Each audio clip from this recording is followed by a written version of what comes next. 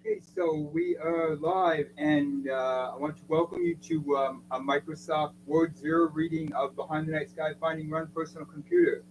I mean, Finding Run Personal Computer PDR. This will be a casual, reading. It should take about 3 to 4 hours, if not less. I'm going to be doing some live music. I hope that I was loud enough here, but we're going to do some live music and overlaying what Zera is reading through Microsoft Word. It should be fairly casual. There'll be some music, it'll be on and off, but the reading should be steady the whole way through. I'm going to turn the camera and face the keyboard.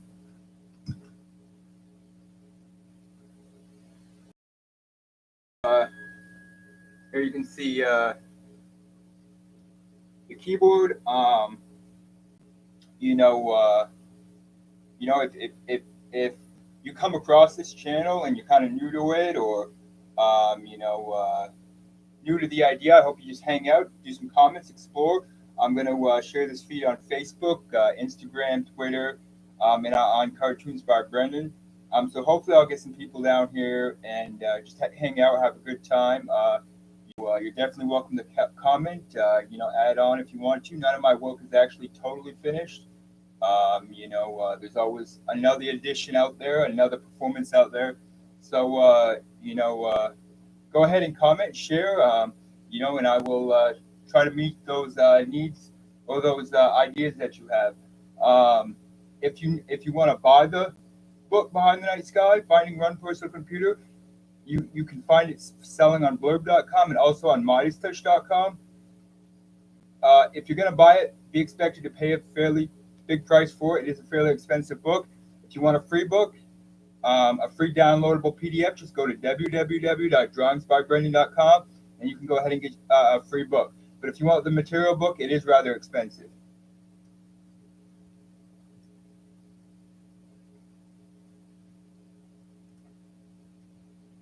About the book.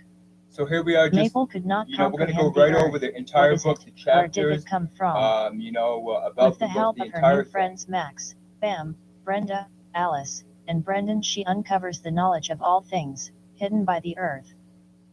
An untrue story told by Brendon Holden as the main character Maple.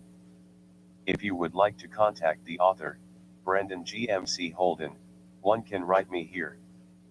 Drawings by Brendon. P.O. Box 175. Linden, Vermont, 05849. I would love to receive your letter. Behind the Night Sky. Behind the Night Sky. Brendon GMC Holden. Sheet music before each chapter. Music copyright 2020 by Brendon Holden. Over 60 illustrations. Art copyright 2020 by Brendon Holden. No part of this book may be used, sold, or reproduced without written consent from the author. Copyright 2021. Brendon Holden. All rights reserved. First original prints were self-published through Blurb Incorporated.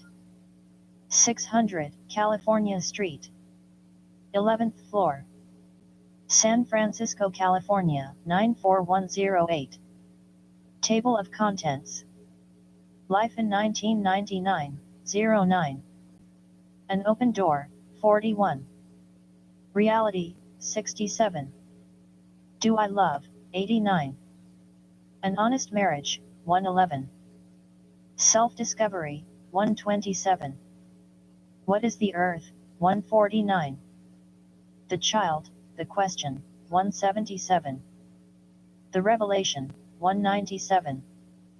Life Behind the Night Sky, 223. Extras and Fun Pictures, 245. 1. Life in 1999. I need to know. I need to know, but I am too young to know. How do I understand my surroundings if one word can have several meanings? I must find the knowledge of all things, and I did. This is my journey finding, run personal computer PBR. Maple Jet Spark. W. Hen I was young, about 12, I started Northdale Middle School. My mom and dad had just bought a small house in a small town, so that my dad could work at a paper mill. According to him, jobs were hard to find, and not only hard to find, but if one job was unfair, life demanded that one is, and one was, expected to stick with. This would shape you and your family, whether for good or for bad. His job at this new and researched job was to apply the glue to the paper while it was still in dough form. This would, if pressed and let to dry, make sheets of paper. He did not get paid very much, but it held the family together, and most importantly it gave my father the hope, and his firm demand, for his child to have a better life, and much deserved education. The beginning of exploring knowledge in my youth was the year 1998. This was the same year that we moved, and I was given a strong lecture, after my father's breakdown, and after my mother exposed her ability to abandon all, and I was forced into a new school. The same year I began to go to Northdale Middle School, the year 1998, the year I started the 8th grade, and had high hopes, because I would be on top of the younger kids. Us being all crunched into one environment normally, now I would be without the oppressive nature of the older kids that might have insulted my growth in leadership. Those were in a separate school, in a separate town named Westdale, and the yet to be explored similar name, Westdale High School. My first day of school was exciting. I felt amazingly comfortable, and the food was exceptionally good. As I was comfortably sitting in the cafeteria, eating pizza, and drinking chocolate milk, I met another boy at the lunch table, a boy named Bam. He walked over as if he were new in the school and did not know what was what, and wanted to know if he could eat with me. He seemed very shy, and I, being shy myself, was happy to welcome him. He was a little taller than me, 5 foot in height, slender build, but he had purposely glorified black hair and brown eyes, compared to my stunning, trance-like, dark, gloriously sparkling with ocean blue eyes and dirty brown hair. I felt a bit insecure about myself. He was an impressive guy to look at. I had to wonder why he was acting out of character. As we ate our lunch together, he mentioned that he had been attending this school since the 5th grade, but at that time, it was not in the same building, it was in temporary trailers. This was due to the school needing more space. I could visually get a sense, as if I were there myself, of the cramped environment, and uncomfortable feelings of being out of place. As Bam explained, I picked up on a quiet little laugh that Bam exposed, as if he never passed the 5th, 6th, or possibly even the 7th grade. For 5th and 6th grade, Bam was forced to school in temporary trailers, called mini classes, mini meaning lack of a normal school classroom. As the conversation continued, I explained to Bam, my family has just moved to the area, and it was my first year at Northdale Middle School, that my old school was bigger, and not only bigger, but it was attached to a high school. Because of the maturity of the older teens, the food was lacking taste, but not only lacking, but the lack messed with my mind, as if the authority of the older children, and the principal were denied the lack of a privilege of a good taste, and they passed that down to the rest of the students. Bam thought that was funny. We got along well, and slowly became good friends. 8th grade quickly, and when I say quickly, I mean quickly, came to an end, as if my authority to express my creativity over the younger kids gave time the right to skip school. What I do remember was going on field trips, class trips, school dances, and at the end of the year we took a big trip. This trip was to New York State, to a theme/water park. We, the 8th grade class, spent 2 days there to express our growth out of middle school, and into the future Westdale High School. My favorite part of the end of the year school trip was the hotel. I rarely, if ever, get a hotel room because of my dad's income, but I would enjoy this one, because it had a swimming pool, gaming hall, and the liberty of becoming a young adult. I vividly remember, as I was freely exploring the water/theme park, how happy I was to graduate from 8th grade, and to be moving on to high school. At some point in my exploration of the theme/water park, as I was gaining education that I purposely and slowly tried to grasp in my hand, which were things like, how do I read the park maps that were posted throughout the theme/water park, and how do I express my sense of belonging in public places. Well, Bam and I met some new friends, some I introduced to Bam, and some Bam introduced to me. At some point while we were talking to some of our new friends, a young girl named Lizzie expressed verbally, in the new high school we are going to, Westdale High School, it is going to be a challenge. This is one of the top schools in the country. All the teachers believe computers will be the future. Bam and I laughed it off. We did not take much out of it. We with similar minds thought if computers were going to be the future, then why are they not everywhere? Now that I am older and wiser, I was wrong about computers. That is what Westdale High School, the school we are going to be going to, would correct the ignorance of our youth and prepare us for the future of technology and the evolution of humanity. The summer before the first day of high school was something to talk about, especially at the end of summer.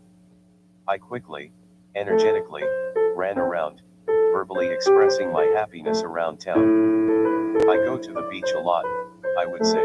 Bam did not live far from where I lived. His mom owned a little country store in her house. They lived about a mile from the beach. I was always in there financially growing her business. On one of those days that summer, I would disregard the amount of money one could spend publicly. I walked to Bam's house, bought 10 bags of chips from his mom's store, and walked to the beach. That summer, and especially this day, it was all about meeting people, and we met a lot. On this day, one of these people we met was a sheriff of a nearby town. He owned a beach house on the lake, and was very friendly with us. He offered to take us boating.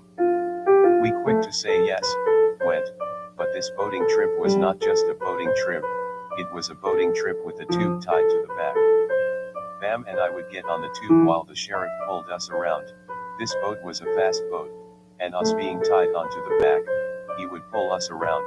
We would go speeds of up to 20 to 30 miles an hour. The sheriff called it tubing. Paul, I said to the sheriff, that was his name, Paul, if you get bored in the winter, try tying a sled to the back of a snow machine. It's as much fun as tubing. My son would love to do that. I will mention it to him. Thank you, Maple, Paul says. After our tubing adventures we had a campfire, ate hamburgers, and took a late night walk. Soon I realized I must walk back home, so I began walking back home. Reflecting on the time I had at the beach, I hope to have similar adventures once I started school, meeting people, and be taken on new adventures. Asterisk. The Westdale High School bell rang. I glanced over at the clock hoping the day had suddenly come to an end. My eyes saw 8 o'clock, and that started the first day of Westdale High School. I said to myself, hoping that somehow, I did not get the sick 8 o'clock feeling in my stomach. It was a big school, and I had another fresh start. As I was getting through the first half of the morning, I noticed the school's unique structure, like that of a boarding school, and I heard from Bam it was a boarding school for rich foreign students. Although I did not believe Bam, I was convinced Bam was right once I noticed the students needed a lot of manuals and books. As my mind gets occupied in the activities of the morning, and I began to get super excited and dug into some of the material for my classes, the lunch bell rings. At lunch, opposed to Northdale Middle School, I had a lot of options. Respectively, I chose pizza, some vegetables, and a little red carton of white milk. While I was eating and sipping on my milk, I gazed around at the few hundred students in the lunch hall, hoping to find Bam. Suddenly I notice him. He is walking toward my table. I flagged him over. Bambi, I say. He casually walks over and sits down. We both were happy to see how big the school was, and especially all the technology. The school had computer rooms. They gave each of us an email address, and the faculty gave each of us a big and expensive calculator. We expressed our growing comfort to one another, and as lunch usually is, we hardly noticed the time passing, and shortly we were back in class. My next class was physics. Bam and I shared the same class. The teacher, the one who was teaching the physics class, his name was Stephen Warden. We called him Mr. Ward. He introduced himself and began to go over the class, things we would need, and things we would be doing that year. Some of the things he went through were the quanta, wavelengths, and the electron. He wanted us to know how these apply to the modern world, and how they should apply to our future. He told us we were going to need a cell phone for that class. It would help him introduce wavelengths to us. It was good for other classes as well, he mentioned. I did not have one, but I was sure my parents would buy me one. The cell phone was something new to Americans. In my later years I discovered that at the time, cell phones existed, but mostly in Canada. Cell phones were so large at this time, meaning it would be larger than your pocket. I can remember my father's car phone. It was huge, it plugged into a cigarette lighter, and had a giant magnet connecting the antenna to the roof of the car. Most of the time it failed to provide a decent connection. Somewhere around this time, there were smaller versions of it, one that could fit into the palm of a hand, but very few.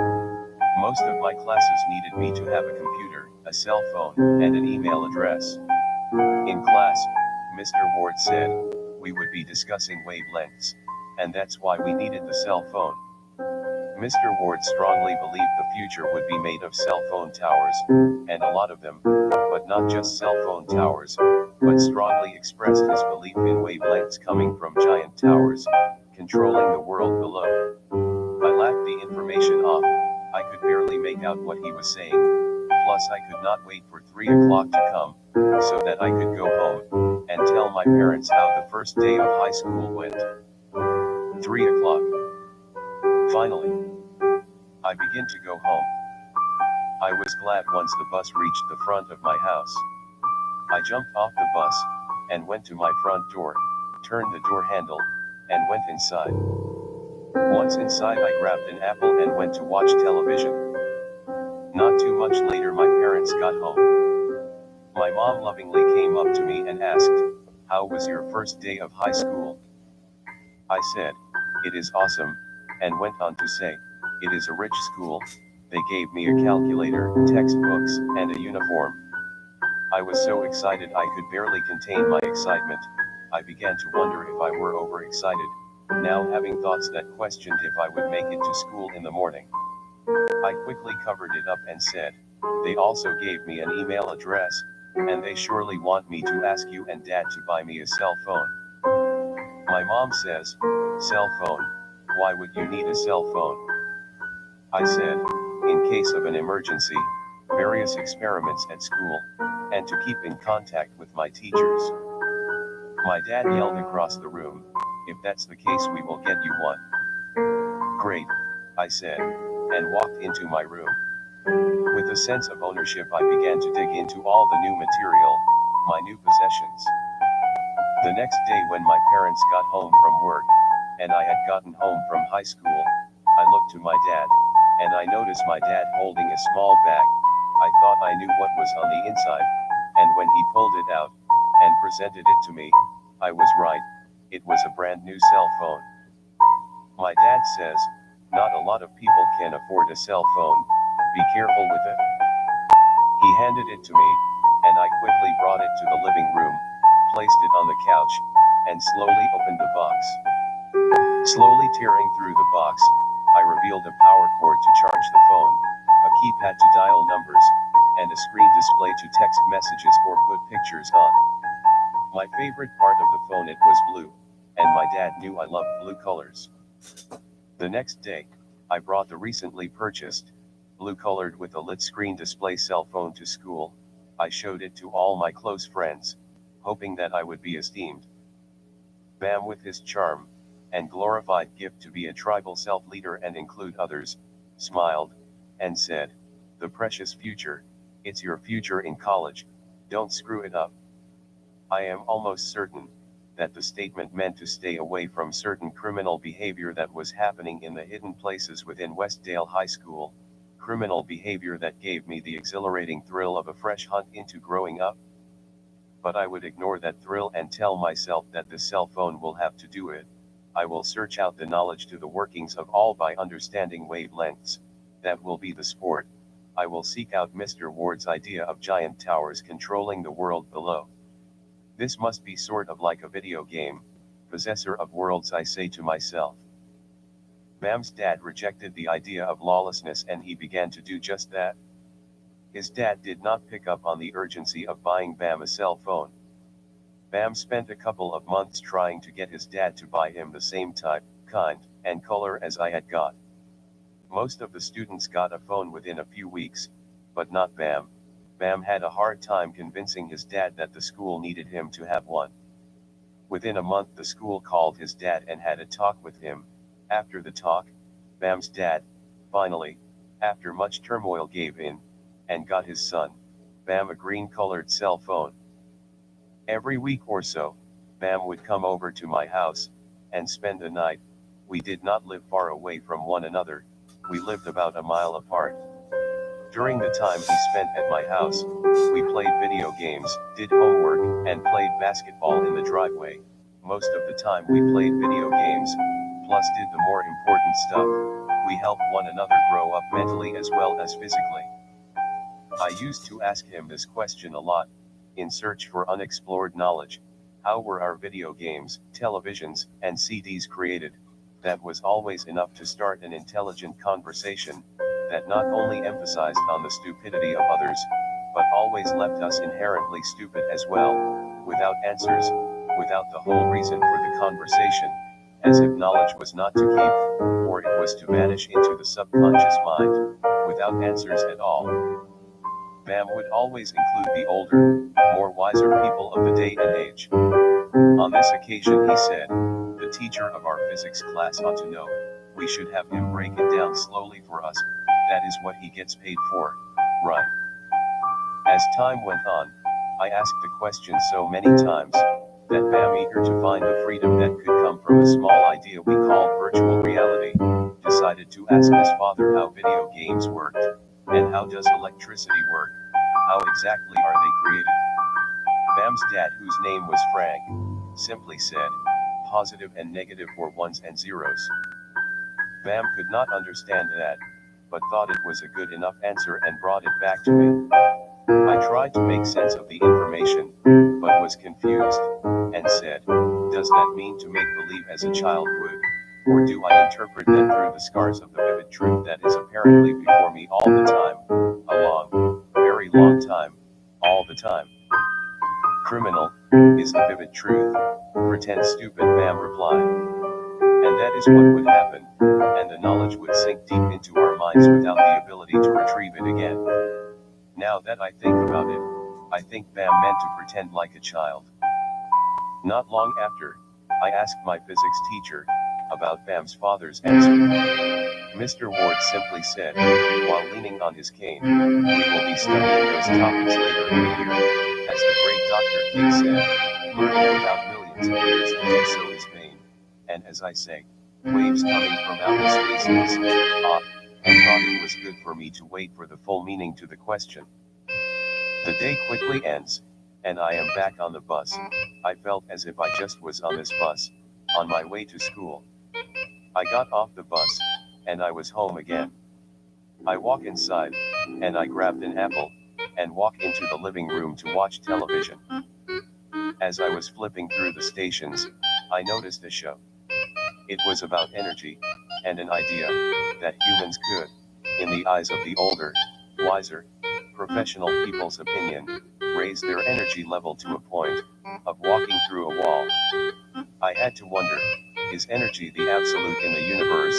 After all, I eat to receive its energy, so maybe the universe is governed by energy. I had a question through this new information. If I had enough energy, could I fly like Superman? Or is flying like Superman a huge explosion without the capabilities to be a Superman? I know the answer to the question could not be due to positive behavior, but negative. I know electricity is negative. In that case, I would be forcing the Earth/surroundings to forcefully listen to my will. Maybe that's how the video games work. Through governed electricity, I quietly whisper. It's probably the reason for the fear amongst the adults, the negativity behind someone forcing their will on others. The show on television made me again ask the question. Over and over do I ask this question in my mind in order to keep the knowledge of the virtual world in my mind. I wonder what are the colors coming from the television. Vividly, I remember watching and wondering, how could energy make the structure coming from the television? For example, the people or buildings, I know that they are not people or buildings, they are not the happy little spirits that could live inside the television, because it was pre-recorded. The Tooth Fairy and Santa Claus ruined that one a long time ago for me. I know it had to do with energy, because the electrical outlet, the outlet that the television was plugged into, in my eyes that electrical outlet, would control the huge box that made up the television in the 90s. Bam came over that evening, driving a small motorcycle or something. Loudly he comes into the yard, and loudly cannot complete the overexcited expression that he was gaining and growing. My father promised me that if I do well at Westdale High School, he will at my senior graduation, buy me a brand new Oldsmobile GX5. That was the popular car in the 90s. The motorcycle out in the front yard, he just bought that for me, that is the reward for making it this far, Bam said loudly. After I shared in his excitement, we moved our conversation. Later in the day I brought up the television show I had just watched, claiming energy could make impossible things possible. He seemed not to care all that much, he was too into his new responsibilities. If you are interested in your study, here is another direction. Maybe we should get spiritual and study beliefs. Those that speak on television might be speaking from one perspective, Bam says, preferring my conversation. I replied, I will wait and get the answer from my physics teacher. There is something I do not like about the older population senior elders, like if I was to begin a conversation with a religion, it would not just last an hour, not two, not even three, but fearfully last days, i.e. willing boredom. It was not long before I stumbled onto answers. I was in physics class, and my teacher explained atoms. They were positive and negative, he said. I considered if that is what Bam's dad was talking about when he said, positive and negative, and ones and zeros. After class I asked my physics teacher, could Bam's dad be talking about atoms in a unified theory when he included ones and zeros to his answer? I do not know where I got that question from, but something in me wanted to unify knowledge. It came out, as if I had a good idea of physics per SE, but seriously I was using the harsh scars of the surrounding environment. Mr. Ward said, ones and zeros, if we're talking about the same thing, are used for the binary code. The binary code makes the code on VHS tapes, records and video games. His answer was the answer that avoided the question, and I instinctively knew not to dig too deep into his world of scars, fears, and doubts. I asked him again just to assure myself that I was not to pretend a world of absolute knowledge, the one and only knowledge, the knowledge I invent, unified knowledge. Is that the same as positive and negative? He, as predicted, seemed to avoid the question with a false answer, as if the question about how things work is a mystery. But then, Mr. Ward looked up toward the ceiling, looked at me, and seemed to give in. He looked at me with sincere eyes, as if he were letting me into a special world of his, and said, Maple, I don't get much into my reasons for becoming a teacher, especially that of a physics class. Earlier today, as I went over atoms, and how they form the world around us, and that is by obeying laws, laws that produce energy, and the law that attracts us to produce energy. I'm going to tell you something that I tell very few. After all, in today's lecture, you questioned me as if you with certainty knew what I was saying. Not a lot do, Maple, so what I am about to tell you is very important. My father worked for NASA back in 1969. He worked in the safety department. He was to make sure the astronauts were safe on the moon, as well as on the Earth. After the moon landing was a success, and the shuttle came home, my father had his family stand before him, I was included. I watched as he began to laugh. He was so happy about a bonus he received from his employer, plus, he had the secret of gravity. He went on to explain to us what he learned in that year. He said we faked it. It was a fake. What you see on the television never happened as you know it. In our language Maple, the moon landing was faked, but not faked. You see, the only way to stay the same, is to not leave gravity. If one was up 4 or even perhaps 10 miles above the Earth in the atmosphere, they and their possessions would change, because there isn't gravity to keep them the same way. In fact, if you were up that high, you would be sort of in a dream-like state. So, to remain conscious, we faked it. With science, they pretended to go. Make-believing is believing Maple, it is truth. So we really did go to the moon, as science fact, but the kind of space mission that included gravity. The reason I became a teacher, was to express to others the truth behind the power of our imaginations, believing what we knew as children but forgot as adults. To play make-believe, is to play truth.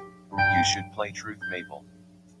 I did not totally understand what he was saying, but I think he was saying to pretend the truth. I did not know if he was speaking the truth, so I gave a polite smile, and understood he tried his best to meet. Mr. Ward then summed up our conversation saying, everything in the universe has positive and negative, and the only way to see that knowledge is to make believe. After that class was my history class, I thought to myself, this class is going to be so boring, and went to gaze at the clock, as if time were going to spare me its length of time. But to my surprise, once the class began I lost my sense of time, because I felt at home. To my surprise what felt like seconds I hear the school bell ring, signifying the end of the day. Looking back that day in my history class, the teacher taught about an older person, I forgot the name, but he invented a lot of great things, and the reason behind some of his great inventions, was because someone out of this world told him how to do it. Sort of like the tooth fairy or something. I thought it most likely was an extraterrestrial. I can remember going home that evening, and on the bus, I looked up at the vivid blue abyss, wondering if there was more to the reality I experience, like, what if an alien or something was to share with me, my much anticipated virtual world of all possibilities, i.e., the completion for my beginnings, including how video games were made, and how could ones and zeros control light, in a discrete little package. Some call it money, some call it paradise, some even could think it was a famous person taking one to their wealthy estate. I thought it was the life of the free-roaming child within myself. As the doorknob turns from the twisting of the handle by my hand, I hear, "How was school?" It was my mom. I said, "Great." She then asked, "What are you learning?" I said, "The world I perceive to exist, is no world at all." She asked, "How so?" I asked her, "If someone out of this world talked to you, say a space alien, would you care enough to regard?" "I do not believe in such things. Your grandpa said that you think a second of time is every moment, and that is what you are looking for, to play with power," she answered to restrain my overexcited surge. I said, "In history class the teacher taught us about an inventor who invented things, for a person or creature out of this world." "You have a lot to learn," she replied. The next day I was in physics class. I asked my teacher, "What are the lights and pictures in my cell phone?" as if I was on a treasure hunt, hunting the reason for lack.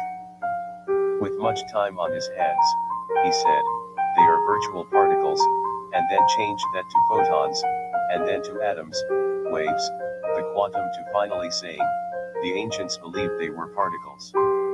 As if I were to know what he was talking about.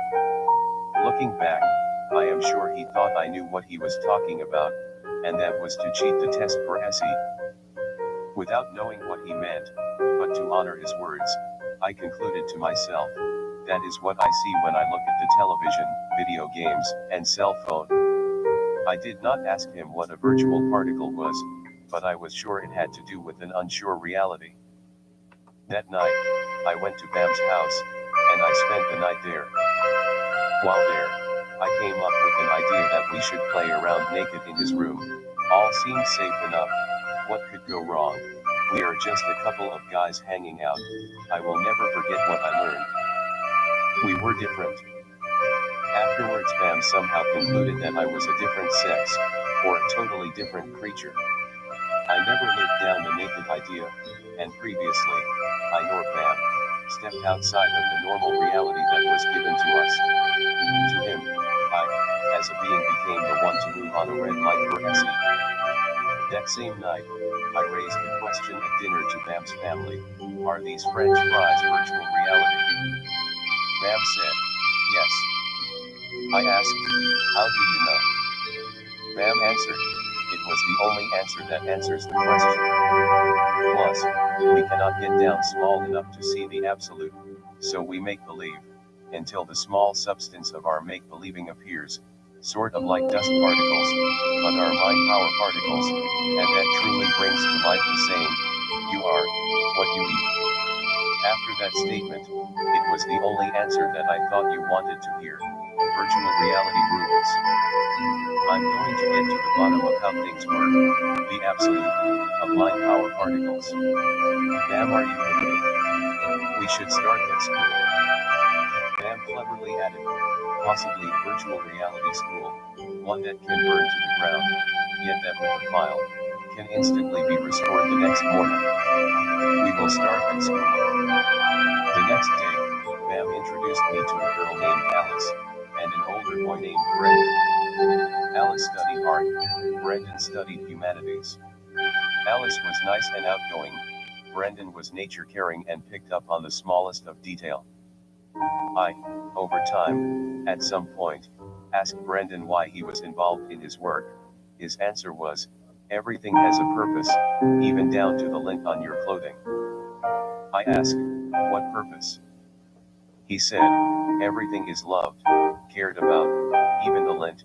Consider if it was not, there would be many more viruses. That is why I care so heavily about tiny substances such as lint, because I do not want to get sick. Trust me, it is a particularly important study. If I make friends with such teeniness, I heal myself. Their purpose is to stay invisible, he mumbles and began to laugh. I did not get it at first, but I liked the guy, and so did Bam. That summer was great. I took Alice and Brendon to meet the sheriff, in hopes he would take them tubing. I can still remember the day when Brendon and I were holding onto the back of the tube going about 40 miles an hour when Brendon yelled, let's let go, and so I did. We hit the water so hard. When we came to, Brendon swam over to me, and said, wasn't that fun? Yes, I said. The situation reminded me to let go of things in life. Hard concepts, hard relationships, let life be life, and have fun. Brendon said, let's do it again, and have some more fun. I laughed as the boat came around to pick us up. Asterisk. That summer my parents thought it would be fun for us younger people, to have our own rented cabin by the lake. They rented one. They could not afford much, but they could afford a good time. All that summer Bam, Alice, Brendon, and I spent our nights in the cabin. We did a lot of things in the cabin, such as play cards, video games, watch television, and on some of the colder nights we would light a fire. On one of those days in the middle of summer, Bam was reading a book. Bam's parents were extremely poor and could not afford much, which caused Bam to grow up reading a lot. On this day Bam was reading a book named War of the Machine. The book was about a few people living inside a computerized world. The characters in the book grew up their whole lives thinking it was the real world. As Bam was finishing up the book, he turned around to Brendon and said, that was an awesome book. He started explaining War of the Machine to us. A couple of kids get into a lot of trouble once the computer finds them in its system. They hid from the machine their whole lives, from the eyes of authorities. They could, because their minds were set to the real world. They thought it was the real world. They themselves did not know they were running from the law of the machine. Bam then asked the question if we thought such could be reality. I said, Bam, that idea is sort of screwed up, because what if the machine finds you, and you wake up to find a horrible reality, that you were never loved, nobody cares, in fact the authorities were sort of out to punish you. That could be horrible, a horrible nightmare. I have such thoughts, and they terrify me. Like as if I could be running from some bigger reality. I never thought Bam would be deep into stuff like that, but him, like me, in his spare time went deep into the mystery of the earth. Bam and I were trying to gain as much information about the reality of the knowledge of the earth as possible. I was happy to see Bam doing so, as well as happy that he joined me on this massive treasure hunt. Brendon, still deep in thought about War of the Machine, said, if it is reality, someone sure has a lot of explaining. And hopefully it is not going to be me. I mean, if they do exist, they in my mind would know me. Right. I expressed to Brendon an answer without the answer. Maybe we can do the explaining ourselves. That's if we are not afraid to find a past life we might be running from. That could not be true. We live here and now, no other lives. Brendon said. I believe in goodness, Alice said. Brendon agreed, shaking his head up and down. The next day Brendon, Alice, and I walked to the store. Bam decided to go out fishing. We all needed some food. This night we planned on grilling by the lake. While at the store, we purchased a few things and walked back to our cabin. Once we arrive at the cabin, we find Bam next to the cabin, with fish in his hand. He yells, "This is what I'm eating tonight." Bam was proud to work and catch his own. Bam grew up poor. He learned to catch fish at an incredibly early age. He knew what it meant to enjoy pleasure after work, eating the labor he did for himself. That night it was warm, about 70 degrees, and not a cloud in the sky. We grilled on the beach, and instead of using charcoal, we used wood for the fire. Brendon, Alice, and I grilled hamburgers while Bam grilled his fish. I put cheese on my burger when it was done. Quickly we flopped them on some paper plates, hoping not to lose one, and then sat down on some grass next to the lake. After we were done eating, we laid down on the soft grass, and gazed up at the stars. Bam explained, the full moon looks so big. I could barely hear him. I was in a trance while looking at the night sky. I was indulging myself on the clear starlit night. My eyes were fixed on the Big Dipper, which for me, was not always that visible in the city. In the city where I previously lived, there was a lot of smog, but in the country in Vermont, there was not any smog, so the stars were very bright. It was a picture-perfect night. Suddenly, a bright light appeared, a huge bright light in the night sky. It flashed 3 times. Alice yelled, "What was that?" Brendon says, "I've never seen that before." "Maybe it's a military flare," I said right before Bam said, "Let us go inside and watch some television." We all agreed and settled in for an old-fashioned black and white movie on antenna television. The next morning Alice's friends Max and Brendon stopped by the cabin. Alice started talking to them. I mentioned that she should tell them about the light we saw in the sky. Suddenly Alice excitedly said, "Last night a bright light appeared in the sky. We've never seen anything like it." Brenda, quick to take her place in the conversation, said, "Max believes in UFOs and his parents are sure that life exists elsewhere in the universe." Bam said, "Whatever it was, should not matter, and even if there was life out there, why don't you believe in my dog Lacey? She exists too." Bam seemed upset by the lights in the sky, but Max wanted to see it himself. We invited him back that night. Maybe he could fulfill his wish and catch it on video. Max and Brendon were invited back to the camp that same night to try to catch the light on video. "Alice," Max yells out, "do you have a blanket?" he asks as he was setting up his camp order. "Yes," she says, and ran into the cabin and snatched one off the sofa. I was grilling corn and hot dogs, It was a good night for them. It was warm. There were the pleasant sound of waves coming from the lake, and I could hear the pleasant chirping sound of frogs in the distance as the cool breeze kissed my face. Max said, "Did you see that?" I said, "No, see what?" "I just saw a blinking light," he said. "Did you get it on video?" I anxiously asked. "No," he replied. He pressed the record button and said, "Now I need that to happen again." There were not any more lights that night, and around 9 o'clock we decided to go back inside the cabin. Plus Max had his father's car and Max's father wanted them to be home at 10 o'clock. There were not any more flashing lights that summer, but once I got back to school, on the first day I returned from summer break, I asked my science teacher if he could explain the lights. He thought it might have been an airplane or a satellite. I know Max thinks so. Max thinks it was communication from someone more intelligent than us. Ma'am thought they were dying stars whose light took years to get here. Ma'am had a whole theory about us living inside of a bubble controlled by ancient light sources.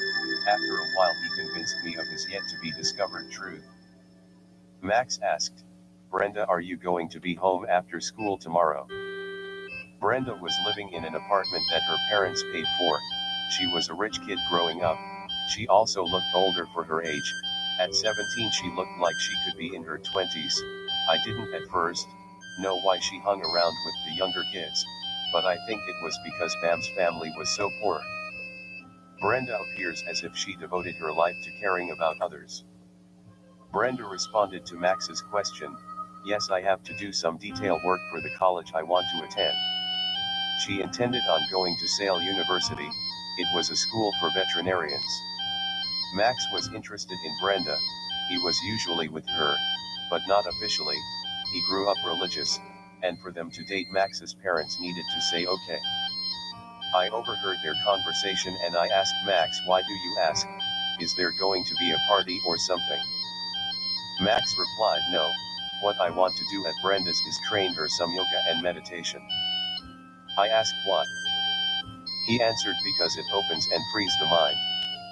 "You're welcome to join us if your parents don't mind." Brenda said, "Why don't you come and spend the night?" The next morning, I asked my parents and they replied with a yes. That night at Brenda's, Max started the yoga training with some inhaling and exhaling. While we were doing this he started saying, "Think of your happy spot." All I could think of was my video games. Max said, "The inner person knows why you're in your happy spot, ask it why." I felt funny about doing this, but I did, and in the faint distance I could hear me say, "I want to know the knowledge of all things." I woke up from my small trance wondering if that was my purpose. That night I slept on Brenda's couch, while Max slept on a chair. The following day while at school all I could think about was virtual reality and possibilities to bring that to life, i.e. buying a ball. I knew that I wanted to discover how my video games worked, but could not imagine why. I do not know, maybe I was living in a video game. At lunch I asked Pam, "Do you think we are living in a video game?" to refresh and excite the topic. Pam said, "The light in the sky that we saw this summer, the one that blinked on and off. This light is ancient light, taking billions of years to get here." I did not get it, but I gave it a thought and I said, "Bam, what do you mean?" Bam said, "Let's say you're looking at the television or a video game. It takes time for the light to get to your eyes. What the television is doing apart from the light is reality. The reality apart from the light. The split second of real life." I asked, "The star's light took time to get to the earth, and what you're saying is, there is actually another type of reality out there?" I asked, looking for Pam to confirm my recently spoken sentence, continuing the conversation. Pam says, "We are the light, the unfinished, unpurposed work. As far as we know or need to know, because if we asked, they would not answer. There is nothing, but most likely creatures built a city out there behind the night sky." I said, "So, what you are saying is, we do not see the reality behind the great us, behind the night sky." An open door. C. Ilvanese began to get more and more popular around Westdale High School and around the country.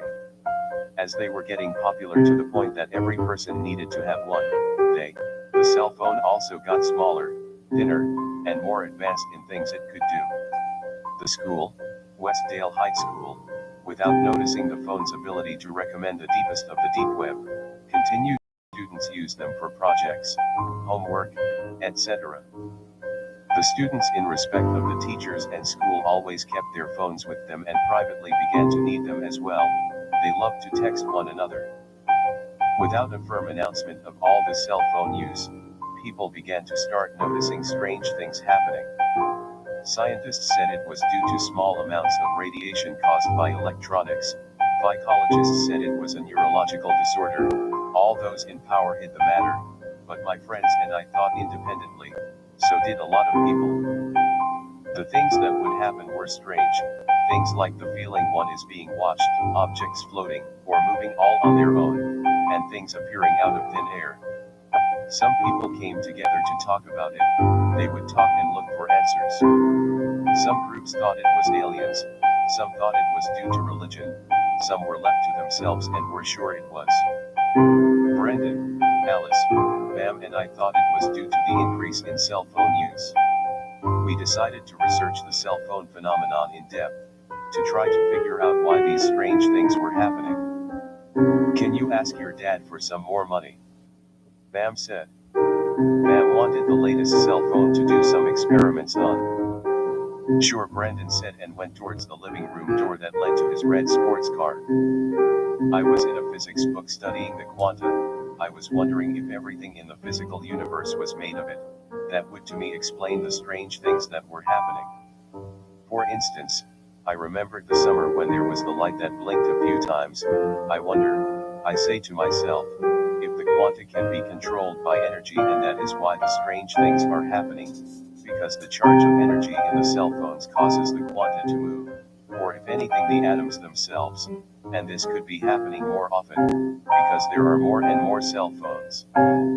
I had this idea, what if we create our own energy, maybe we can control the strange things. I told this to my friends. They did not know what to think and gave me an expression in their body language that said it was over their heads.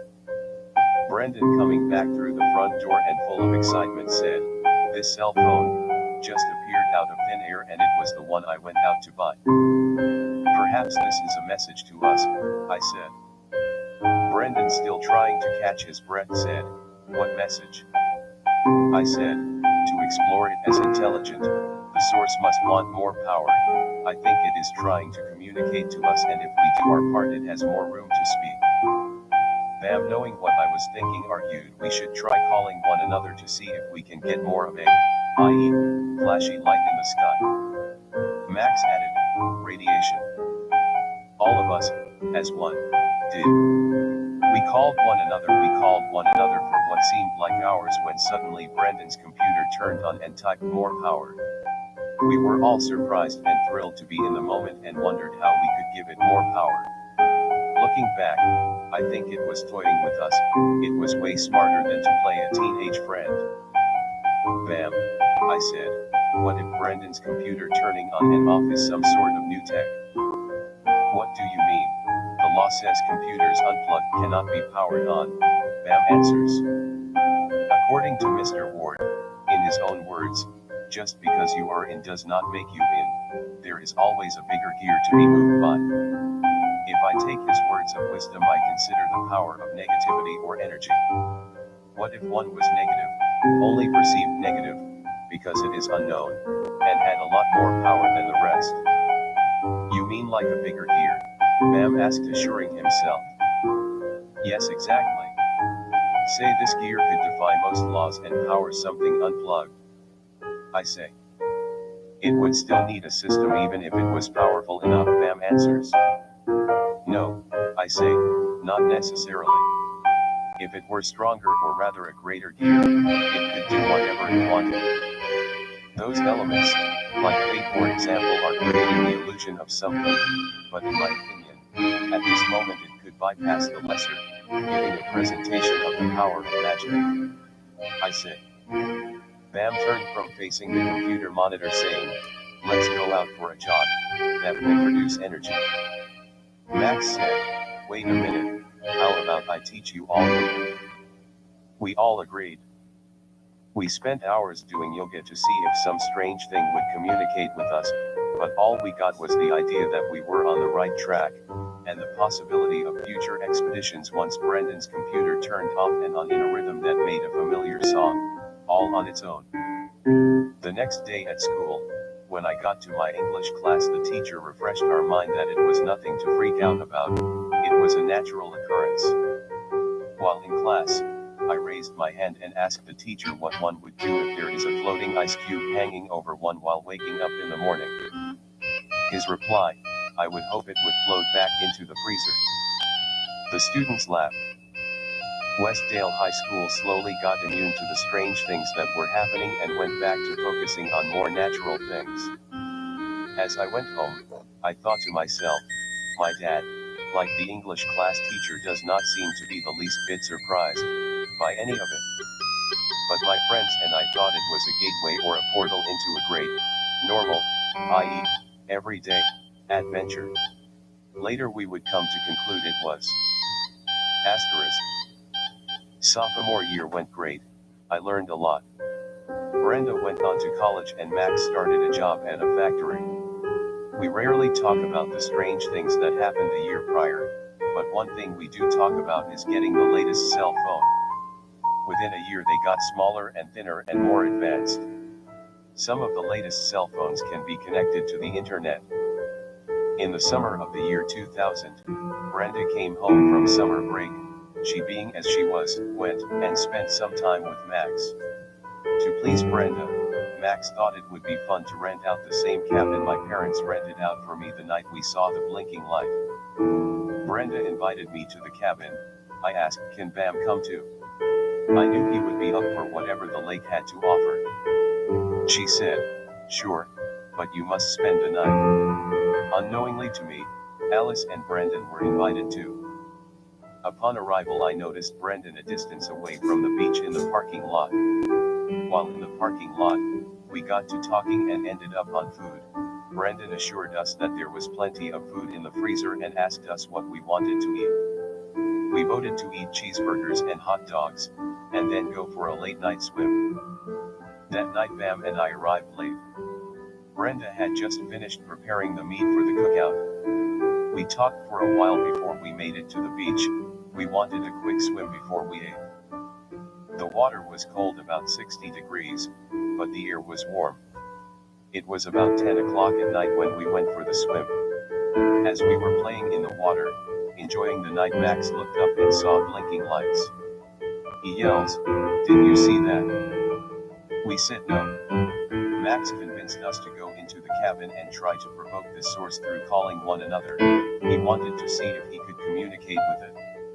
As we ran into the cabin, Max said, "That light was in the same spot as we saw it before." We quickly got to the cabin and grabbed our cell phones, ran back out to the beach and started calling one another. Suddenly the light blinked 3 more times as if it were aware of what we wanted. Alice said, "What was that?"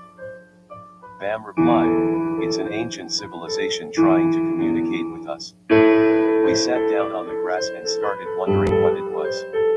Most of us wanted to see if there was some sort of a person behind the light. As we talked, we thought it best not to bother the light anymore, but rather go back into the cabin and write a detailed plan on what we were going to do with this new reality. As we were coming up with the plan, Bam suggested that exercising could bring this light to life, a system of a giant like AI, and as a system it must feed on energy. We knew yoga worked, so we included it in the plan. We also included things like questions we would ask, plus, we had to figure out how we were going to exist with this now and in the future, mentally. As time went on, we developed a routine of extra activities in our daily lives. For instance, we would take the long way home from school, or we would offer to do extra chores around the house. We tried to convince others to do this, but they did not see the point. They were too busy with their cell phones. While we started to live better lives trying to communicate with this energy. I have never felt so healthy. I slowly understood why others run around the way they do in the world. It was people trying to communicate with the unknown.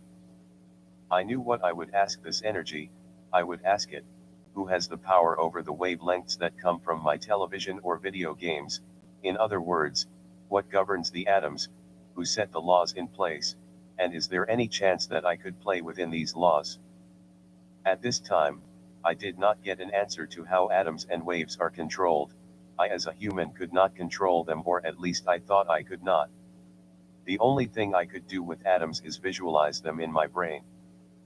I needed answers. I wanted them so badly. I went to a spiritual leader to ask questions. I asked the spiritual leader what his opinion on life was, what governs the positive and negative forces around us. He replied, we do. We have negative, but we also have positive. Say I took something of yours for a while without asking you, that would cause you to suffer negativity, but say you got a hug from a friend that would cause you to feel positivity. Throughout history there has been conflict with people, there have been wars, fighting and hatred, but there has also been love and peace. This is what controls the positive and the negative, everyday people, and our job is to learn to love it. After he said this, I thought to myself, that makes a lot of sense. We govern the positive and the negative through our daily living. That's why there must be governors in the world, I said to the spiritual leader, and he said yes. When I met back up with Bam, I told him what the spiritual leader said. Bam said, if life is made up of positive and negative, this force must be communicating with us while being negative. But if we be negative, this would force it to be positive. We took that information to Max and Brenda. They agreed, if we are negative it will force it to be positive.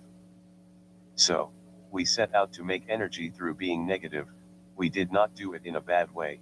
We were taught everything we do requires a little amount of negativity. The more we made the energy, the more we could control this force. We controlled it to great deeds, even making food appear out of thin air. Nobody else was around to see it, nor did we tell anyone. We did not want the attention, we just wanted some basic information. As we were exploring ways to live in harmony with this strange force, we were going through changes as well. Our minds started reconsidering everything we were taught, including our perception of the surrounding world. In doing so, we might have accidentally crossed some of the boundaries that were given to us, due to what I call the New Age syndrome, but in the end, we were sure all would be well. As the technology was increasing and seeming to appear out of thin air, and as the computers got thinner and smaller, and as the internet became capable of doing great things, we tried to tell people that this force, the force causing strange things to happen, could be controlled. No one listened but seemed to be doing their own thing with it, with what some called the radiation of AI. I knew that we were living in a great time, like the Roman Empire and the Great Pyramids of Egypt. I did not know what the computer age meant, but I needed to figure it out. Everyone seemed to be ignoring the outbreak of new inventions and strange occurrences, but unlike them, my friends and I continued working to unveil this new age that had seemed to take control of the world. At this time, a lot of people decided to stay on the computer and develop it. Applications for the computer as well as the cell phones became advanced within a short period of time. Suddenly the people in the United States became aware that anything and everything was possible. If you had just entered the country, you might not notice it until you got a close look at what people were doing in their spare time. What they were doing was exploring the deep web for more than 10 hours a day, in such a way that they preyed on the life of the extraterrestrials. On the outside one could think that it was invented by the people, but it was not, and they knew that. They knew it was created by another force. They even started exploring the deep web on their cell phones, knowing that an extraterrestrial was behind it. My friends and I did not explore the computer, we explored this strange force by trying to get it to move things or manifest itself in the material world. Most of the time it hid, but slowly through our work we would get answers to what was going on. Later, In my junior year of high school I went to the prom. I did not go alone, I went with Brendon and Alice. I had a great time, and fell in love with the atmosphere. I loved the soft music the DJ played. All the pink and blue balloons sparkled in the light and added the final touches to the prom in the gym. At the end of the prom the host decided to crown the prom king and queen. In the middle of doing so all the balloons in the gym popped. The students laughed it off as if it were common. Brendon, Alice, and I immediately noticed, but did not know what to make of it, so we went to the principal and asked him if he had that arranged. He gave us a puzzled look as if we were crazy. Immediately afterwards he pulled out his cell phone as if to hint the world had changed, but I did not think so. Everything was about the same except the technology. I looked around the gym hosting the prom and noticed most of the students were on their cell phones. I think that is what popped all those balloons. It was the energy being produced by their cell phones. At the prom I danced with Alice for a while. It was a beautiful night. As the light reflected off the disco ball in the middle of the auditorium, I looked at Alice. She looked back and suddenly, without warning, Alice asked me to spend the summer with her in Florida. She was moving to Miami, Florida. Her mother and father had just split up. I did not know what to say to her, but I told her I would ask my parents, and added, I bet Bam would love to go too. Do you mind if I invite him? I would love for him to go, she replied. I would have to ask my parents and chances are they will let me go. They like Alice and her mother. They spent some time together, even went out to parties together. After the dance, the prom ended, and everyone went home. I did not know why she would invite me and had small doubts that my parents would let me go for the summer without a good cause. I walked into my home. My mother asks how the prom went and I, of course, because of the lack of interesting words, I say, great, but I was puzzled. Could Alice really want Bam and me to spend the summer with her? At supper I looked into my father's eyes and said, I need to ask you something. My dad immediately thought it was about money. We can't afford it right now, my mom says. Can I spend the summer in Florida with Alice and Bam? I interrupted, speaking louder than my mother. I didn't see that coming, my mom said softly. I'll give you an answer in the morning, Dad says. That night I could not sleep. I gazed upon the ceiling of my bedroom. A question kept running through my mind. Why would Alice invite me? I consider if maybe she might want to date, but that was not like Alice. Alice was deep into herself. If she did date someone it would be more of a thing on the side, not a whole summer together. Then I thought, maybe she feels unsafe about all the strange things that have been happening. The next morning, I awoke. Quick to grab some breakfast I went downstairs. And I sat down at the kitchen table. My father soon after joined me. He sat down, picked up his head, looked me in the eyes and said, Your mother and I think it would be a good thing for you to spend the summer with Alice and Bam. I was thrilled. I said, I'm going to need some money. I quickly grabbed my backpack and went out to meet the school bus. Once I got on the bus, I noticed Bam sitting in the back. I went and sat down beside him. I started talking and said, Bam, do you want to spend the summer in Florida? At this point Bam was living on his own, in his own apartment. Bam replied with an excited yes. What are we going to do there? I said, I don't know, but last night at the prom Alice asked the question to me. That question kept me up all night, and I don't know why she invited us. Maybe she fears a new scene, or is addicted to us or something, Bam replied. That makes sense, I said. She might not want to ruin the present comfort. After all, we spend mostly every day together. Thanks, Bam. I might now know what's going on. The school year ended, we left, and took the trip to Florida in expectation of a great time. It took her mom a week to drive there. A moving truck stayed close behind. The first day of traveling was from Vermont to New York City, and once we got there, we got a hotel room. I was excited to take a shower and eat a truck stop supper. We could have had takeout, but Alice's mom thought it would be cheaper to eat prepared. The second day we went from New York to Virginia. In Virginia we slept in the van and ate fast food, the dollar menu per SE. While in the, i.e., fast food joint, a young boy was at the counter talking to his mother with some apple slices in his hand saying, "This food was put in the building by microbes. People don't put these objects in stores or in restaurants, microbes do." "How so, sweetie?" the mother replied. "The microbes, the tiny people, slowly build it within the buildings. They don't want the big people to hate them and start a war with them. It is their gift to us." Alice listened eagerly. Bam looked at me as to say the knowledge was far out of his understanding, that we did not want to lose our minds. "Come on, younglings," Alice's mother said, breaking up our deep thought days into what the child was talking about.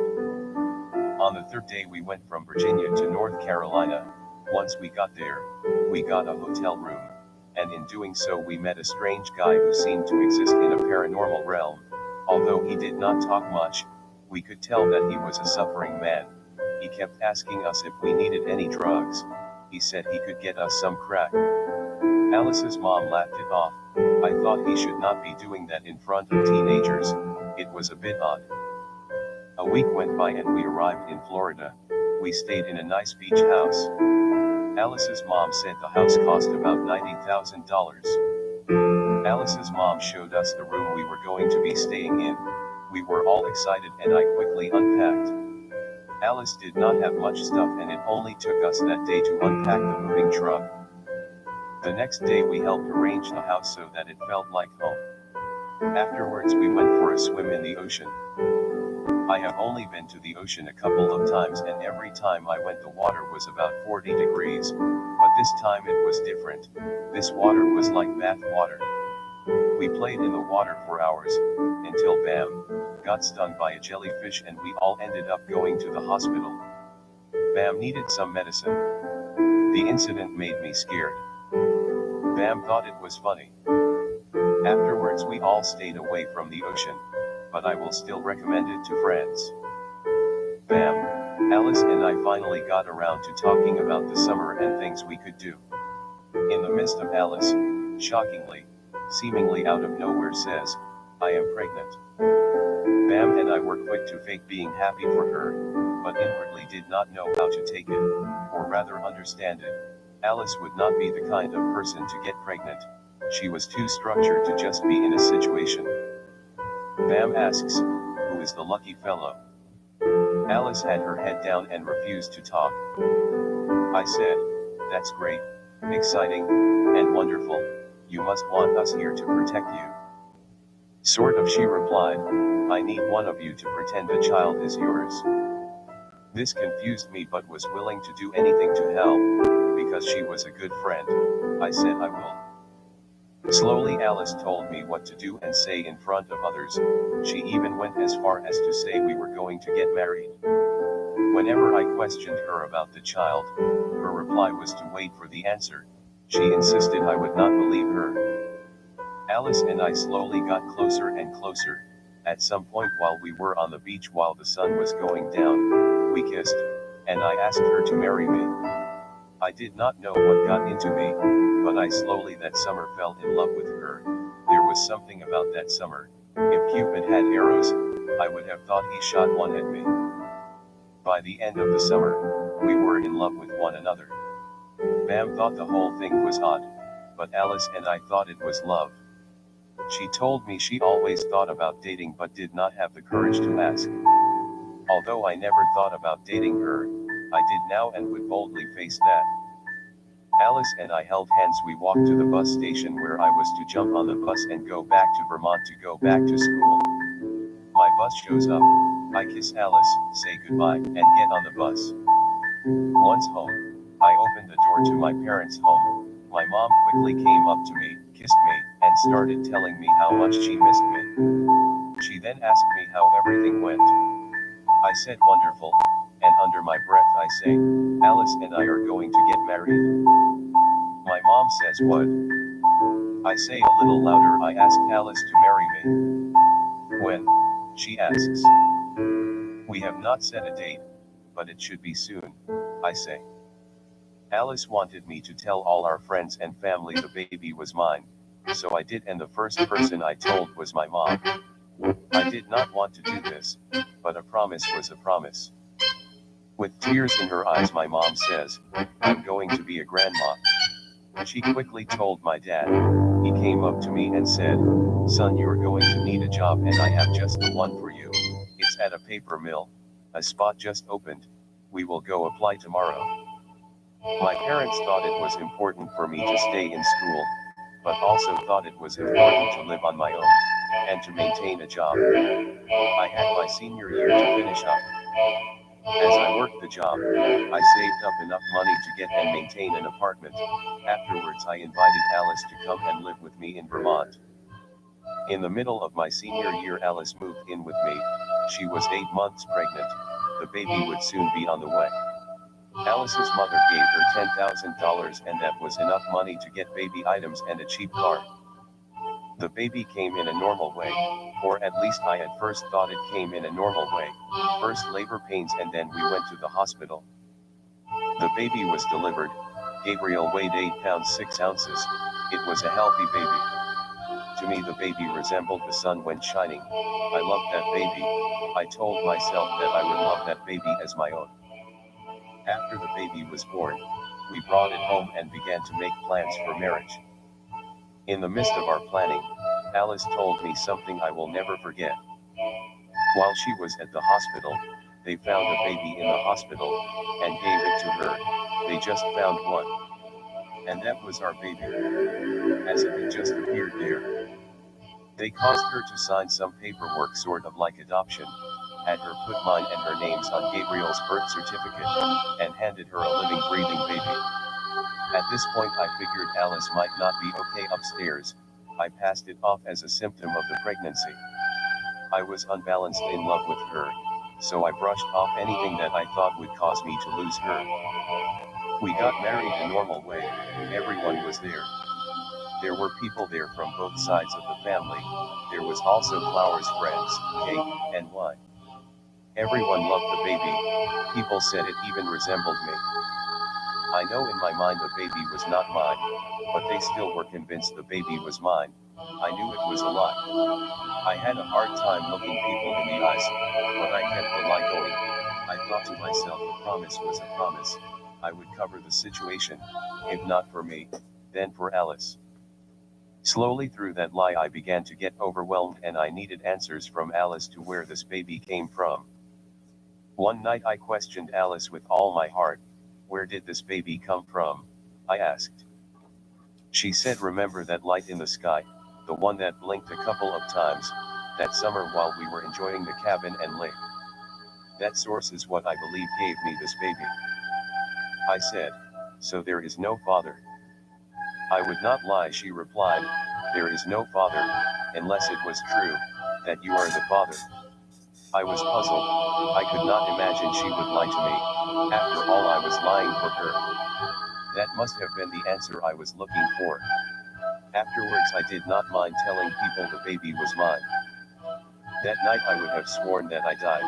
As I was sleeping cuddled next to Alice in my apartment, I dreamt, or it really happened. I am still not sure what really happened. I was in a dark room lit by lights. Lamps were hanging over my head, and there were 2 creatures standing next to me, and they started talking with me. They started talking about time. They said, "Time on Earth is past life." What existed was the realm that I was in. That was the time. They also told me that the baby was mine and that it was my son, but that it was a son from another realm. They explained a lot to me, and when I awoke, I was not sure which reality was the truth. At first, I thought to wake Alice and tell her my dream, but I knew if I told her the dream it would not impact her the way it had impacted me. I decided to wait until the child grew. I was happy to know that I have a child. I had a son. I could not have been happier. I fell back asleep in peace. The next day I went over to Bam's house after work. I told him the dream. He was not surprised. "I told you," he said. "The light we see is fake light. It's a hallucination. I even got proof." I said, "What proof?" I have been making energy, all my energy. I have put in these stones, Bam said while pointing toward the closet. I have taped those stones on the door frame to that closet. If you walk into the closet, you enter another dimension, he said. As I gazed at the closet, I said, let me walk into the closet. We were in his bedroom at the time. Bam said, it's dangerous. I said, I need to see it to believe it. Let's go together, Bam said. As we walked into the closet, we felt comfortable, but little did we know reality was about to change. Suddenly, as we went into the closet, the lights faded and we were in a room, or a cave with what could have been electronics. Bam said, you see it, now we should go back home, and we did. We re-entered Bam's bedroom puzzled, but alive. I looked at Bam, he looked back, and I said, it's an open door. 3. Reality. I graduated in 2003. I was officially a graduate of Westdale High School. It was a big graduation. A lot of people, 3,000 students graduated. We all in harmony, all sharing the same goal, to make the lives of others great. Walked up on an outdoor stage to receive our diploma. Bam and I walked up together, as if fate, as in other occasions, has purposely placed us in similar situations to deliberately expose the workings of itself, the hidden gears of time, the greater gears above time, placing time in its gears, making itself fate. Order follows all those that live without the order of time, according to Mr. Ward. In his own words, everything is possible, but remember, just because you are in, does not mean you are in. There is always a bigger gear to be moved by. After the graduation there were refreshments, and for me a strong sense of accomplishment. My mom and dad were there. As they told me how proud they were of me, I happened to notice Bam's dad talking to Bam about the brand new car sitting out in the parking lot, the one Bam's dad promised to get him if he graduated. I was happier for him than for me. I knew that he struggled to just do. For Bam, doing was hard enough, and finishing was more than his character. I had a lot of emotions to express, but I could not get my mouth to function. I had so much on my mind: Alice, the baby, my job, and adult future. I followed Bam out into the parking lot to see his new car, and I could barely speak. I managed to say, that's a nice car. All that was on my mind forbid me to be real. Alice was there with our child. She was happy for Bam. Nice car, Bam, Alice said. She did not graduate with us. She had graduated the year prior, before we went to Florida together. After the graduation, Alice and I went home with our 4-month-old child to put together the finishing touches of our day. In doing so, we laid Gabriel in her crib, and as the night approached, we got tired and went to bed. As we laid in bed, I quietly said, Alice, while I was at Bam's the other day, he showed me a portal he had made. I have a portal when I look at my child, she replied, without regards to the weird, absolute weirdness of either a portal or a lie of a portal. In my own humility said, a portal to what? Home, she replied. I could tell she knew something, but there was so much strange stuff happening, I did not think much of it. All I could do with the conversation is stuff it into my subconscious and hope for her grace to be intelligent. Honesty is the best policy. Hopefully through a fake okay, I could heal my mind from the odd occurrences that took place. As Alice drifted off to sleep, I began to think. Work was going well. I held down a job for 9 months. The job pays $8 an hour. That was about $1,000 a month. Rent was about $600. There was not enough money. Most of the past 9 months we relied on our parents to pay the bills, and they had grown tired of supplying money. Flashes of memories from the past few weeks began to play in my mind. I could remember one day when Alice went out filling out applications. I could tell she knew very little about getting a job, but as life would, within a week she found one. It was at a pet store. Her job at the pet store was to feed the pets and clean the store. I remember how happy she was to find that pet store job. She enjoyed her job very much. Odd things about our daily lives roamed my thoughts. Where did the baby come from? How did Bam get a portal in his closet? As a charged stone reality, I was still wondering if that worked. And why does everything go on as normal when nothing is normal? I try to talk to others about it, but I cannot find the words. I get bothered about reality covering up what Alice claimed was the truth. And not only Alice, but I walked through the portal at Bam's house, and we have all seen enough to know that what we think we see does not mean we actually see it. But everyday life goes on as normal. All the people carry on as if their truth is the only truth. And I am left wondering, did the portal really happen? Was Alice and I the parents of Gabriel? And who or what is trying hard to cover my eyes, so that I cannot see what the apparent truth is? Maybe, Bam, is right. The light we see is ancient light. Because it is expired, it appears to cover everything that would be new. But even if Bam was right, we still must fight against false and misleading light. That is why I must get back to Bam's house. I must go back through the portal. I must prove to myself that the light we see is no longer relevant for gravity. That is, if it can be proved. After all, the creatures were fairly nice to us, and I cannot forget the dream I had last night. If it was a dream, the creatures talked with me. They told me that the baby Alice gave birth to was mine, that I gave it to her, that the child has the same blood type as me. It was produced by me. Maybe there is a reality out there. Maybe it is within the city of Orion, a city where all knowledge is stable, but maybe not. In my mind, in all the confusion of what others have told me, I knew I needed Bam's portal. I need to prove the other reality, whether it be real or fake, the reality that makes you wonder but never proves itself strong enough to be. Suddenly I remembered Bam questioning Mr. Ward, and Mr. Ward responded with, "That is a stupid question." I knew that that fantasy reality was not strong enough to be. But I must go. I did not want to go alone, so the next day I invited Max, Alice, Brendon, Bam, and Brendon to record the event. I needed documentation of when I walk through the portal and go into another dimension to prove a reality. Asterisk. All four showed up on time with their camcorders and recorders. As the moment came, I kissed Alice and told her I would be back in 1 hour, or possibly at the moment I walk in, seeing that I was disobeying the structure of time. Hopefully I will be back with some new information.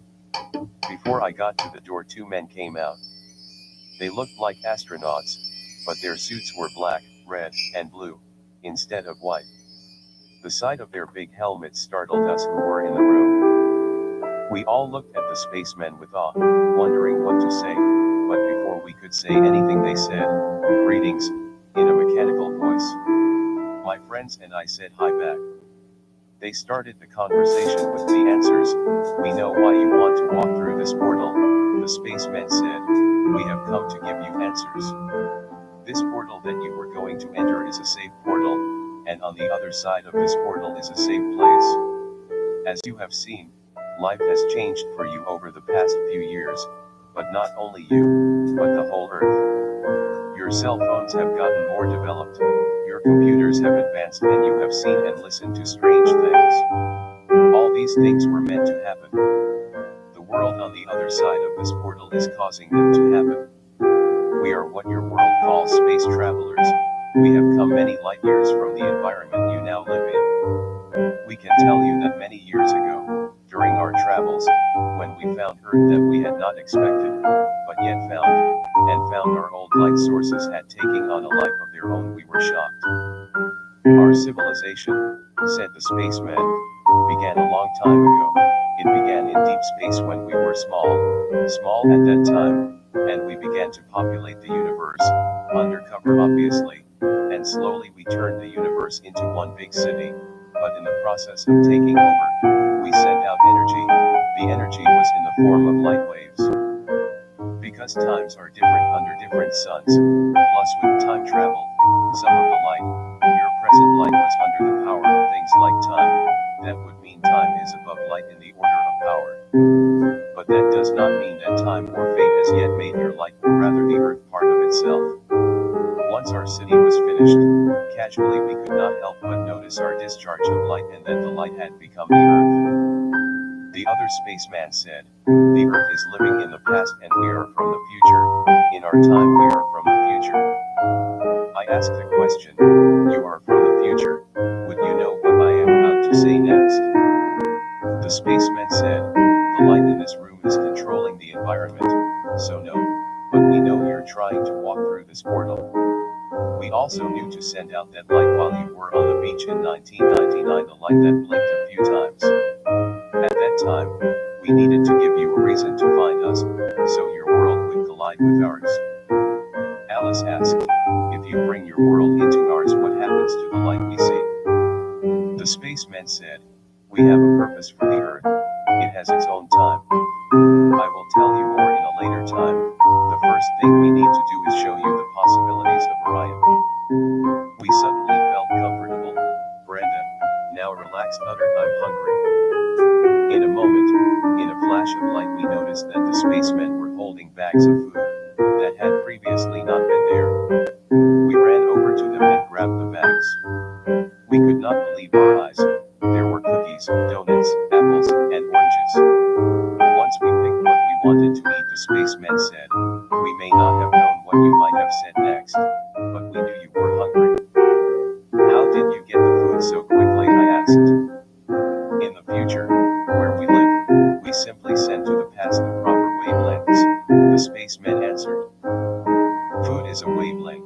Bam asked surprisingly. As we were eating, the spacemen thought it was their time to leave, but they said they would be back in a couple of days to bring us all inside the city. Immediately after they left, Brenda with doubt in her voice said, "Do you four believe them?" "No," we answered, but was sure that what took place happened, although the surrounding light told us otherwise. It took a day before we considered the possibility that the Earth had its own time, while creatures outside of that time had the absolute reality. As we talked about it, Brendon said, "What could the Earth be for if it did have its own time?" "It would not surprise me if life were bigger," I said. "That's the point of the Earth, to explore the universe." Brenda disagreed. "The Earth is a fish tank of someone's doing, and these spacemen are trying to take over," she said. "They're not trying to take over," Alice said. "The reason I got a pregnancy test was because one of those spacemen showed up and told me to get one. Believe them, it was my dream come true, a baby." Together after a couple of days we wanted to be shown around the city. The day we planned on exploring the city was on a Monday. I called my boss at work and told him I was sick. Alice did likewise. As we approached Bam's bedroom wondering if the spacemen would show up, Bam's bedroom door opened and there stood the men with helmets.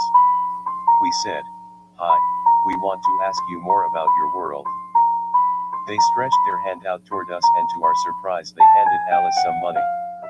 The spaceman looked into Alice's blue eyes and said, "This money is for the baby. We know you cannot afford to take time off from work."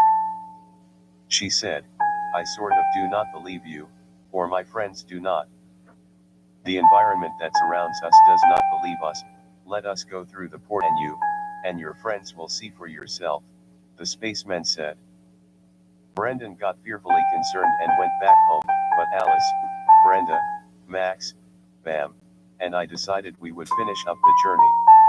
The spacemen gave us a couple of hours before everything would be ready, and we could safely walk through the portal. As they left, they said, "We will return." We took a seat on the floor and decided we would wait in the same spot. As we were waiting, I said, "If this dimension does not know about the other, then we will still be in the same time, once we get back. That's probably how they could change the Earth," Alice added. Soon the spacemen came back and guided us through the portal.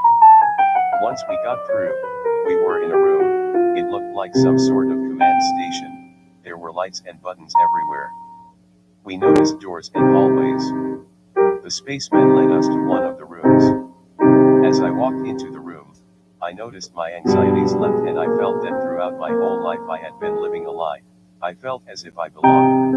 The others felt it too. We all looked at each other with smiles on our faces. The men asked, "Do you feel better?" "Yes," we answered. I know we were here for a reason, so I got quick to the point. I asked, "What is your world?" One of the spacemen opened his hand and a small hologram appeared on his palm.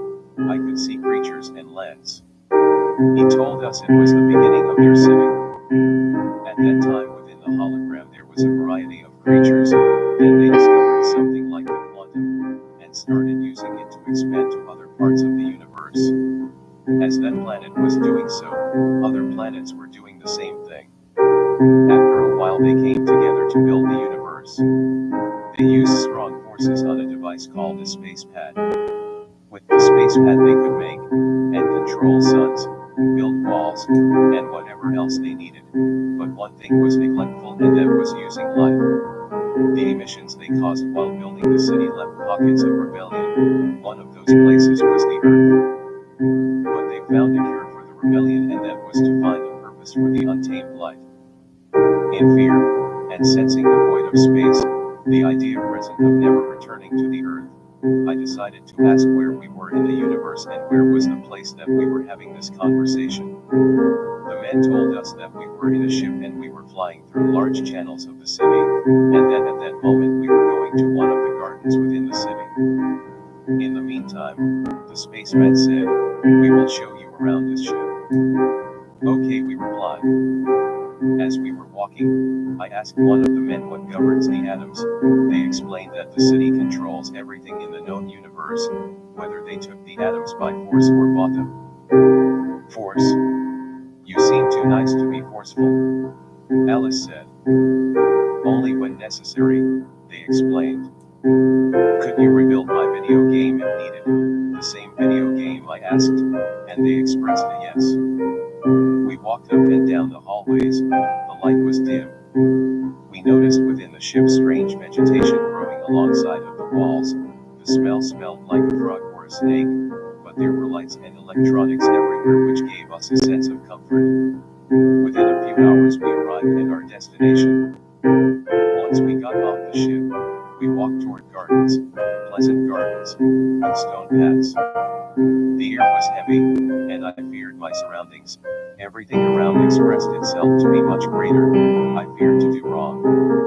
I through seeing could tell that they had an answer, but the answer was a real fear for playing, for not breathing in the heavy air, for not making it hard. There were creatures walking up and down the paths.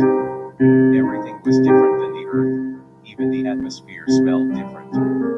Alice and I were a bit spooked, but Max and Bam seemed fun. As we walked along the paths exploring this new world, the spacemen started talking. They told us that most of the plants and creatures were created, like as if they were a programmable video game or computer. By whom, I asked. By our great ancestors, they replied. Bam asked, who created them? That is a stupid question, one of the spacemen barked. Bam began to fear. The spacemen found that hard to answer, because there was not an answer. They privately asked me, try to explain time existing, but I found that hard to explain. They were trying to explain order to the surrounding environment. I did not get much, but that some creatures were greater, and some were less, that if we lived previously without these things, these answers, that we were not going to find them here, that we should not use this experience to be stupid. After hours of walking, they wanted our help, they wanted our vote, to give the city our power.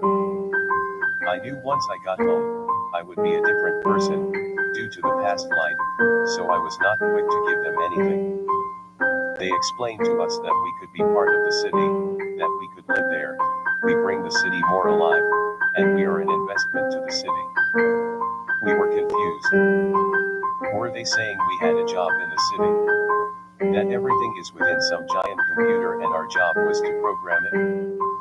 I almost considered not giving my power right there and then, because I have always loved television, video games, cartoon animation, etc. But I did not. After we walked through the garden a while and saw wonderful things. The The spacemen thought it was good for us to go back to the ship and explore other places. They decided to take us to the inner workings of the city. We were in the ship for what seemed like days before we arrived. As the ship approached, a golden city appeared through the window of the command station. On close inspection it was a golden city. We quickly got out of the ship and started walking to the golden buildings. It looked like one giant computer program. I asked the men what the words in the gold were. The blue spaceman looked at me and said, ones and zeros and positive and negative. Apparently, this answer must be universal, I thought. As we were talking, a creature came up to us. It looked like a gray alien, but it was not, because I never seen a gray alien, but that is what I would expect if I saw one. It kind of looked like a soul or something. Whatever it was, it did not talk through its mouth, it talked through its mind, and within our brains it started telling us things. I was nauseous as it came close. He continued insisting that life was sort of horrible, while laughing at his smell, the smell of a long time in space, that miserable smell. Without it I perhaps die, or can no longer rest, he would say jokingly while laughing, comforting us as we gazed upon his fearful appearance. The smell is my strength, was the last I heard as he turned down a hallway and out of sight. This creature let me know that the nausea would not kill me, nor the fear written in his appearance. I decided to laugh along with him with all respect. I feared nobody else heard him because he was sounding in my brain. I asked Bam if he heard it, and thus, I assured myself that they did. He sure loved the sickness and smell of a very, exceptionally long time in its skin. It started telling us things about the gold and how the gold was made. He lived for a long time, much like the ancestors did. He finally stopped sending us messages and went back to work. We spent days walking in the Golden City. We went up towers, through alleys, and met a lot of creatures along the way. The gold seemed to be a creature all on its own, as if it could be talked to. I was learning so much it was hard to process. After we left the Golden City, the spacemen traveled back towards the portal in Bam's bedroom. I was tempted to live within the city, hearing about all its goodness, but I had my doubts. What if this was an attempt to steal things from the Earth? What if they were wrong? The spacemen assured us that once we got back to the Earth, we would have plenty of time to think about everything. Before we arrived home, the spacemen expressed that they would come back in a year. We said our goodbyes and walked through the portal and into Bam's bedroom. Once we got back, the time had not changed. It was still 3 o'clock. We were all tired. It had felt like months since we left. We spent the next 3 days in Bam's apartment. Some slept on the couch, some slept on the floor, I slept on the chair. Within the 3 days, the ancient light crept back into our minds and we were full of worry. We did not talk much about the journey for a while. All was covered up. 4. Do I love W? He stayed at Bam's house for 3 days. We didn't talk much, slept mostly. On the 3rd day we decided it was time to go home. Brenda went to her dorm and Max went back to his apartment. Alice and I went to my parents to pick up our baby we named Gabriel. As we walked into my parents' house, my dad heard the door open, and rushed to it, and expressed that he was glad we were home. Gabriel missed you, he said. We told him we went on vacation. That is what the spacemen said to say. I picked up Gabriel and placed her in her car seat, and off we went back home. Alice and I both had work in the morning, so we went to bed early. We did not talk much, but Alice mentioned she loved the city of Orion. A couple of days went by and everything was as normal as always, but there were the occasional strange things that would happen. But the strangest thing was nobody seemed to notice the giant city outside of our time domain. I do not even seem to notice it as well now that I am back on the Earth. As time went forward, we did not talk much about our adventure, but inwardly I did. My major concern was the rest of society. Did they know about Orion? When my friends and I would talk about the city, we thought that it could have been a hallucination or a foreign creature playing a cruel trick on us. In the end, we concluded, we could not let our experience get in the way of real life, for example, friends, children, our parents, or close loved ones. We could not abandon the Earth to pretend a city was out there. Our home was this planet, and these spacemen seemed to be a threat. In the city they seemed to have a power to control our minds. But once broken free, we feared what would happen if these spacemen did take over our planet. Alice did not see it that way. She thought that the city gave us Gabriel, and that the city could be a good thing for evolving humans. Because Alice, I and some of the others could figure it out, I decided to take a closer look at the Earth, maybe even check with my parents to see what they knew about alternative realities. After all, we had a year before the spacemen would be back. Bam and I sat in his room gazing at the portal he had made. He understood I wanted more information about the Earth and said, "Before you look at anything or study anything, you should take a good close look at my dog. She's smart." Brendon said, "As well, you should talk to my parents because they do out of this world type things that you can now relate to." Brendon, if your family is odd, then why did you not come on the adventure with us? I asked. Brendon said, "My parents want to take me to the place you went to, but their own way." I told them about what I saw in Bam's bedroom, and they thought it was an average thing. Brendon was awfully close to his parents and did a lot of things together, even the strange and out of this world type things. One day while Alice was at work and I was watching the baby, I took the baby to Bam's place. He kept mentioning something about his dog and I was curious about what he was saying. Gabriel needed to spend some time out of the house as well. It was a pleasant summer day as we drove through town. I could smell food in the air. People were busy everywhere. We got to Bam's and I gave a friendly knock and mentioned we were there for the dog. He replied, "Come on in." As soon as I opened the door, his dog Lacey ran up to us and started greeting us with some friendly barks. Bam said, "I think she knew you were coming." Lacey quickly ran up to her large stash of toys and grabbed her favorite one and brought it to me. It was a tennis ball. I thought she wanted me to throw it, so I did. Lacey in response ran after it and put it in her mouth and brought it back to me. Bam said, "She's a smart girl." I said, "What do you mean?" "You might not think that a dog has a spirit or emotions, but Lacey does. That's why she is playing with you, because it makes her happy." "Pretend you're going to throw your baby on the floor," Bam said. I grabbed Gabriel and pretended to throw her, and Lacey suddenly responded with a growl, as to warn me not to do it. Bam said if the city of Orion is a good city, it will make Lacey happy. My thought was, if Lacey was alive, would she get a house in the city like they offered us? I said, "I don't think Lacey is alive, but one thing that would utterly convince me that she is to paint an intelligent picture." Bam quickly got some paint and some paint brushes and brought them to Lacey. "Paint, Daddy," Bam said. Lacey slowly painted a picture of what looked like a man. I could not believe it.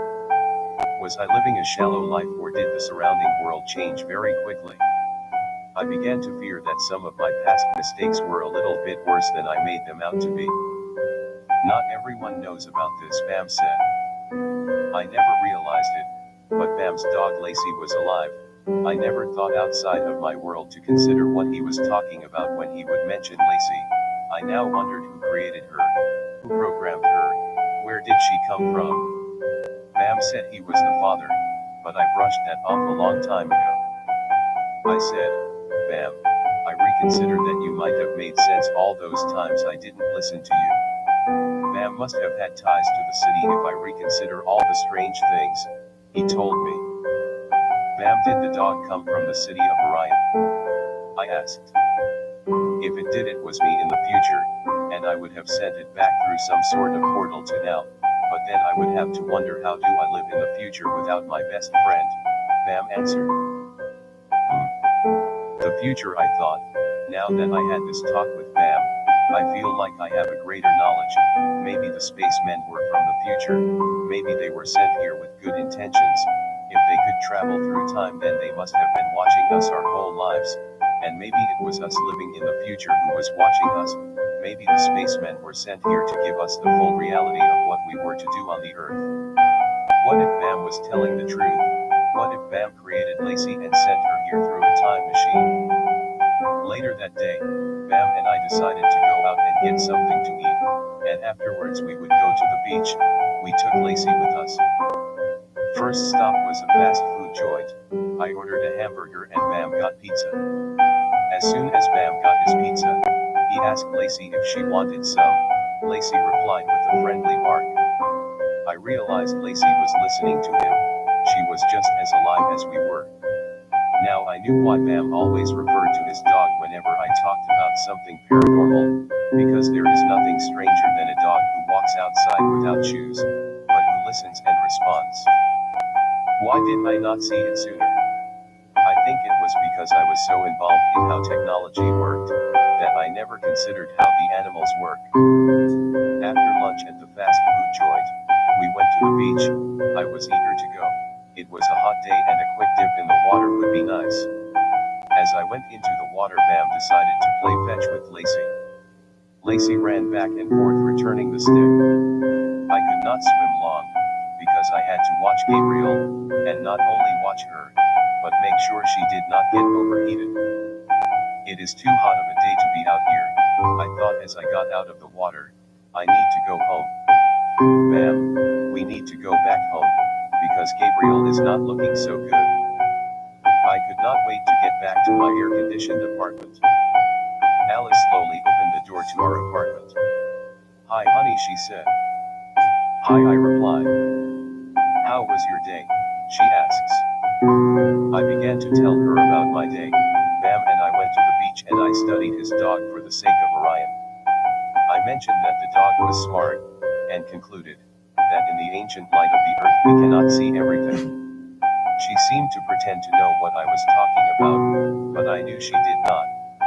I was trying to say she was smart, like City of Orion smart enough to have her own house within the city as a creature equal to humans, but if I said that I would have thought she would think I lost my mind. I had to discover the truth about this earth. Why did we all get along in the city, but now think it was some sort of hallucination? I could no longer convince any of my friends that living in the city was a good thing. They were all trying to make money and sustain their hardships on earth. Plus, I feared the creatures out there behind the night sky. I continued battling within myself, to tell myself it would all be alright, that they are not taking over. They most likely will not be back next year, or at least I began to hope they would not be.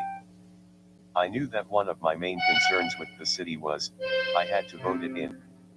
I had to wonder if I voted in the city would my family be at risk. Then a thought came to my mind, what if they had already known about the city and voted it in themselves? Then another thought popped into my head, what if they were from the future? I never considered these things before, and I think it was due to the light of the past. The light of the past dominated the earth. I had to question some of my family, but my family and I rarely talk about such things, so it would be a challenge. I went to my parents. I said, Mom, Dad, what do you honestly think about all the strange things that have happened over the past couple of years? Things have been appearing out of thin air. Mom said the forest appeared out of thin air and you don't question that. People in this world have a variety of different opinions when it comes to the question. Some people believe the forest was put here by ancient ancestors. Some think it was a powerful god. Some think it was evolution. In anger I said, who do you think put it here? Dad said, legend has it that our dead ancestors kept living, and that life that they live is through the forest. So maybe the strange things you see are our ancient ancestors coming back and forth from the earth. I was excited to hear that. Soon after the talk with my parents, I jumped into my car and went home. On the way back to my apartment, I had some powerful thoughts. First thought was, who put the forest there? I never considered the forest. I suppose that the light of the past never allowed me to fully see the forest in the light of the future. Maybe it was our ancestors. Suddenly I yelled, I got it. Our ancestors live in the city and come back and forth taking care of the forest. But how could they physically make the forest? The spacemen said that they were the ones controlling material things through words. Maybe the words they type are the things controlling the forest. Maybe they control the positive and the negative of the forest from within the city. I was excited to think these thoughts and quickly got home. Upon arriving, I noticed Alice cooking supper. "Hi honey, how was your day?" she asked. "I went to my parents to study the nature of things," I said. "What's the nature of things?" she replied. In uncertainty, I replied, "They made a good point about my question. They might have considered our ancient ancestors are the ones helping us out. I think they thought they might be helping us out, and they're doing that from within the city." "Honey, I have a confession to make. Before we together went to the city, I went there, and you were there, but not in this life. In other words, you were from the future. You were in a large building and you said that you created Gabriel and put her within me, or rather in my world for SE, and wanted the both of us to raise it. The ancient ancestors that your parents might be talking about, might be living on the earth right now," she said. I could not believe what she had just said. I ran over to her and kissed her and told her that I loved her. That night I laid next to her wondering how, in the future, could I have created a baby and what would it be like to meet my future self. I drifted off to sleep and had a dream. I saw me working hard within a house that resided in the city of Orion. I could see me typing what looked like a computer program. My future self looked at me and explained that I made Gabriel, that I spent much time on her in the future as a daughter. I was told to keep it a secret just like Alice had. I told myself I would not tell a soul. The next morning, I woke up. Alice had already gotten up and went to work. As I walked into the kitchen, I smiled to myself. Knowing I had a daughter, I was happy. I sat down at the kitchen table and noticed a note. It was from Alice. She wrote, "Darling, last night I had a dream. I dreamt that we were living in the city, and we had many children. We had all these children, through patience and love. We got permission from the city to create living people. We live together and are wealthy. We live in a rich mansion that was created through wavelengths of all sorts. I love you and want us to always be together, but I want your heart to be in this, so do more research and discover yourself and what the light has done for you." I loved that letter. I kept it with me for the longest time. Although the letter gave me comfort, I could feel my humanity and I would not express the deep emotions within my heart. I had to get more answers. I stuffed the letter in my pocket, walked out the door, got into my car and went to work. My job at the paper mill was to put the glue on the paper. The glue held the paper fibers together. For the past few months, I worked alongside of a young man named Mike. All the employees called him Far Out Mike. I think it was because he acted like he was from another planet. On this day he started a conversation. "You have a glow about you today," he said. "I love my wife and child," I replied. "Being in love," he said, as thoughts moved through his mind. "Love comes from being home. Home makes you love. I don't love here, only when I'm home." "Mike, you live out of a van," I replied. "That's not my home," he said. They were right. I thought he could be from another planet. But I was still wondering how he understood love. Later that evening as I was driving home from work, I started thinking about Far Out Mike. What if he were from another planet? I could not think about it at work. I was too busy. I should have asked him. I wonder what he would say. I wonder if he knew anything about Orion. In a hurry I turned the car around and drove back to the paper mill. I was hoping Mike had not left yet. I pulled in the driveway and noticed Mike's van still parked in the parking lot of the paper mill. He walked out the front doors. I opened my door and said, "Mike." "Yeah," he replied. "Earlier we talked about love. I wonder, have you ever had a home outside of this planet?" He laughed and said, "You wouldn't believe me if I told you. Nobody does, but my home is amongst the dead." "The dead? How is there any love amongst the dead?" I asked. The dead is another word for others that are not from this earth, he replied and continued speaking. This world is a virtual world, sort of like a video game. I'm having a hard time believing that, I said. If you ever do understand that, you will find home, with love attached, he said, as he opened the door to his van and drove off. I was glad he did. I had to get home before Alice started worrying. She tended to do that. As I drove home, I kept thinking about Alice, and her love for me, as well as my love for her. I recalled the letter and remembered I had to dig deep into my heart because I greatly feared this place, i.e., the earth would be the last place I would see her. Strange, I thought. I love her, but tend to believe we will be split up by leaving the earth. I could not let that happen.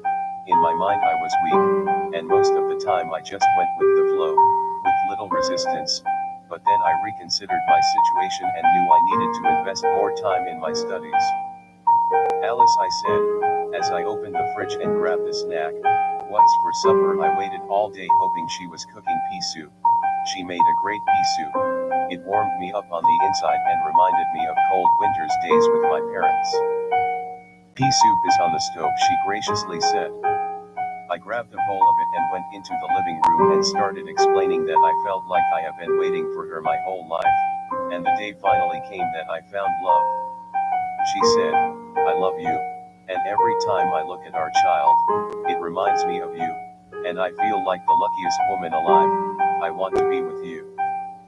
I then noticed we were not as close to each other as we could be. I think it was due to all the unanswered questions. I tried to explain to her that my heart was rooted in love for her. That night we lied in bed trying hard to get close to one another. We did the most intimate of things. We talked long into the night, and played like children, but I still felt that we were lying about our relationship. Only when I mentioned Gabriel did I feel close enough. I knew that if the dream of the future me was true, then I needed a bond of love to hold us together. The next morning, I happily watched her brush her teeth, comb her hair, and grab her car keys and go to work. She told me the night before that the job at the pet store was not paying enough and she wanted to go back to school. She wanted to study animals. Alice loved animals. She has a special bond with them. When she walks into the pet store, the animals calm down as if they know she is helping them. Her boss thinks she would make a great animal doctor. I got promoted at the paper mill and did not have to work as much. That meant more time with Gabriel. Alice could go to school if she wanted to, but I knew that would mean a lot of student loans. But everything requires money, so I encouraged her to go. Shortly after Gabriel turned 1 year of age, Alice started Sale University. She went there to study animals. The school was very expensive, $50,000 for a bachelor's degree in animal communications. Alice was not concerned. She was sure we could pay it back. It was fall when she started. All the leaves in Vermont were colored and were falling to the ground. I drove Alice to the first day of school. Once at the school, Alice got out of the car. I ran around the front of the car to wish her luck with a kiss. The fall breeze did the same. She grabbed her bag and told me she would be done around 8. As I drove back to our apartment, I could still see Alice's brown and purple highlighted hair blowing in the wind. Her brown eyes looking into my eyes. I would from time to time get lost in her eyes, lost in her soul, feeling great love for her. I hoped she had the same feelings for me. I loved Alice, but I could not help thinking that we were being fake. Were we hiding our deepest secrets? Did she know that I had a strong sense of doubt and worry? The only time I did not feel the doubt is when I looked into her eyes. I wondered if she could see it in my eyes. I pulled Gabriel out of the car seat and said, "Sweetie, we are home." Gabriel giggled. A few months after Alice started Sale University, she withdrew herself from the awfully expensive school. I asked her what was wrong. She would insist everything was fine, but everything was not fine. She now just laid in bed. She had been there for 2 weeks. She even told her boss she was sick. I do not think she knew why she was acting that way. I knew that we owed a lot of money to the school and it was going to be tough to pay it back.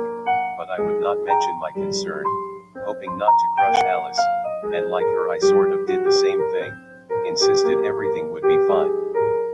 Once Alice got out of bed, and went back to work, her boss allowed her to return to work, life became normal again and she opened her personal reality with me.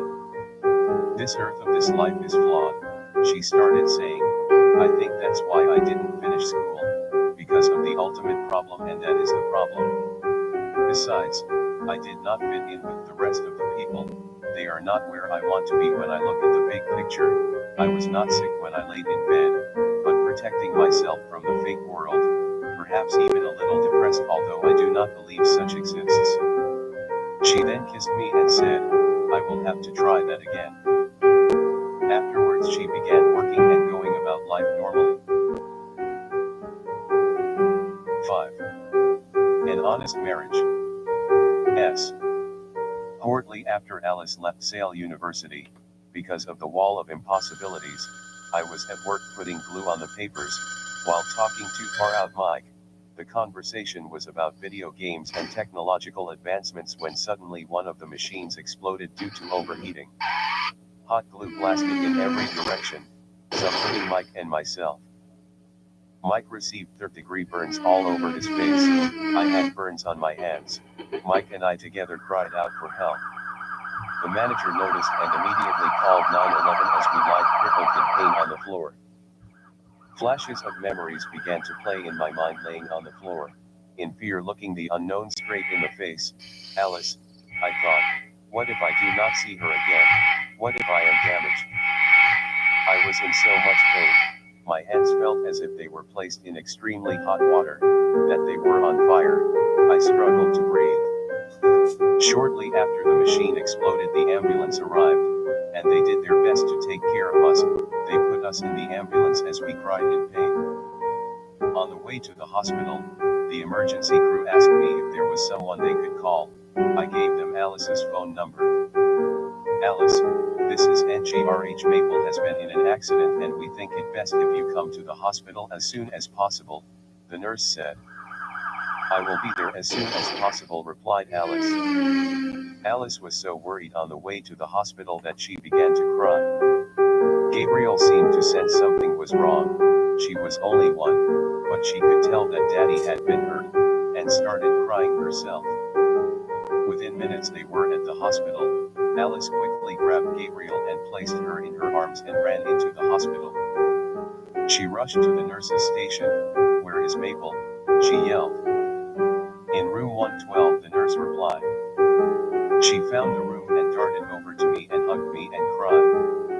Honey, I'm glad you are okay. I lied in bed in pain as she wrapped her arms around me in the brightly lit hospital room. I said, it will be all right, but the doctors said that I will not be able to go back to work for a few years. I cannot move my hands, and my face has some burns on it. As long as you're alive, I am alive, she lovingly said. I was so happy to hear her voice. I felt a rush of ecstasy as she and Gabriel laid next to me. As I was feeling the love, the nurse walked in and gave me the opportunity to ask how Mike was. How is Mike? If he makes it through the night, he most likely will need some skin grafts, the nurse said. That night the doctors let me go home. They told us that they would keep us updated regarding Mike. Over the next couple of weeks, Alice took care of my hands as well as all the burns. Alice stayed close by my side the whole time I was recovering. During the second week from the time the machine exploded, the doctors called and told us that Mike did not make it. Alice and I held one another, trying to make sense of what did not make sense. Soon after the accident, I applied for workman's compensation. Within days I was approved. Alice and I were excited. We had money to live off, and not only that money, but the insurance company that represented the mill called us and told us that there might be some money for us and Mike's family. During the time of my recovery, Alice and I would take time to gaze into one another's eyes, and try to break down the wall that separated our relationship with one another, as well as Mike's separation from the earth. I had to wonder what would have happened if that had happened in another place, a place where Gabriel was. I knew I had to find answers. The city of Orion briefly entered my mind, but at this point I thought it was a dream of false expectations. The phone rang. I picked it up and said hello. This is United Insurance. We have called to let you know that we sent out a check in the amount of $50,000. We hope the money will assist in your recovery. I was happy. I hung up the phone and ran over to Alice and yelled, "We got money." "How much?" Alice replied. $50,000. It's coming from the insurance company of the paper mill. They want to cover the damage caused by the machine, I said. She looked into my eyes. As I looked back into her eyes, she started saying, "The money doesn't pay for the damage done. The money would not have paid if I lost you. I do not know what I would have done if I lost you. How could I ever love again?" As I was looking into her beautiful eyes, I knew that I must marry her again. The first time I did so as a friend, but this time I wanted to be with her as a lover, and that would mean breaking down the wall between us. "Alice, let's have another wedding, a big expensive wedding. It will be a party wedding. We can invite Mike's family and all of our family. It will be sort of like a fairy tale wedding, one that we both will fall in love with," I said. "I do not know. What about money for the baby?" she answered. "We'll have money for the baby, but first thing is first, and that is the love we have for one another," I said. She smiled and softly said, "Okay." I told my mom we wanted another wedding. She was surprised, but was excited to help. She knew that the first wedding could have been better, and now we had the money to do it. Asterisk.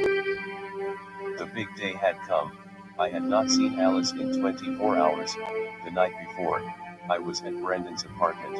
Him and Bam gave me a night before wedding celebration party. The first sight of Alice in her expensive, beautiful wedding dress was like first sight of a new forest. Soft streams of light poured in from the treetops above, spacious, desirous, and homelike, safe and playful.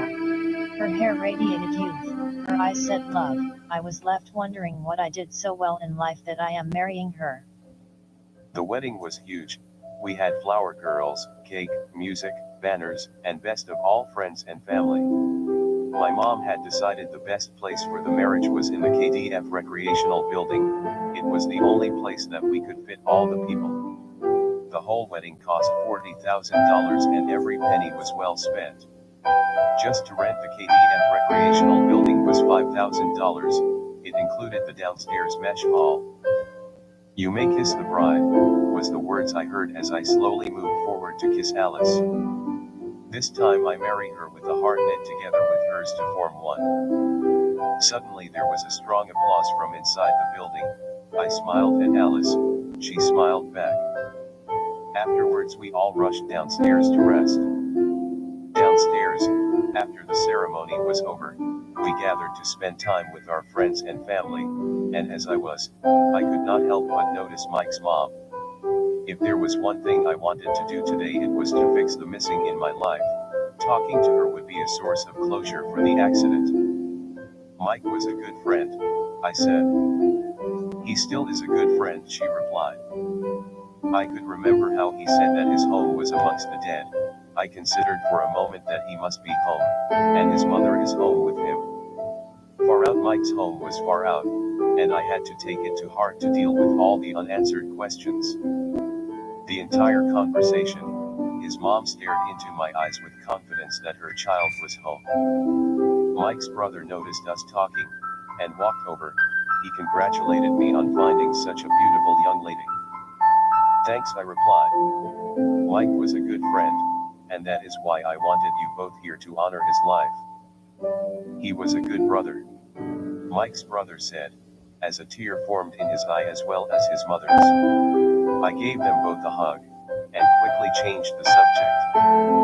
I walked over to Alice and wrapped my arms around her and said, "I love you." She looked into my eyes and said, "I love you too." She was standing by the wedding cake and cut herself a piece.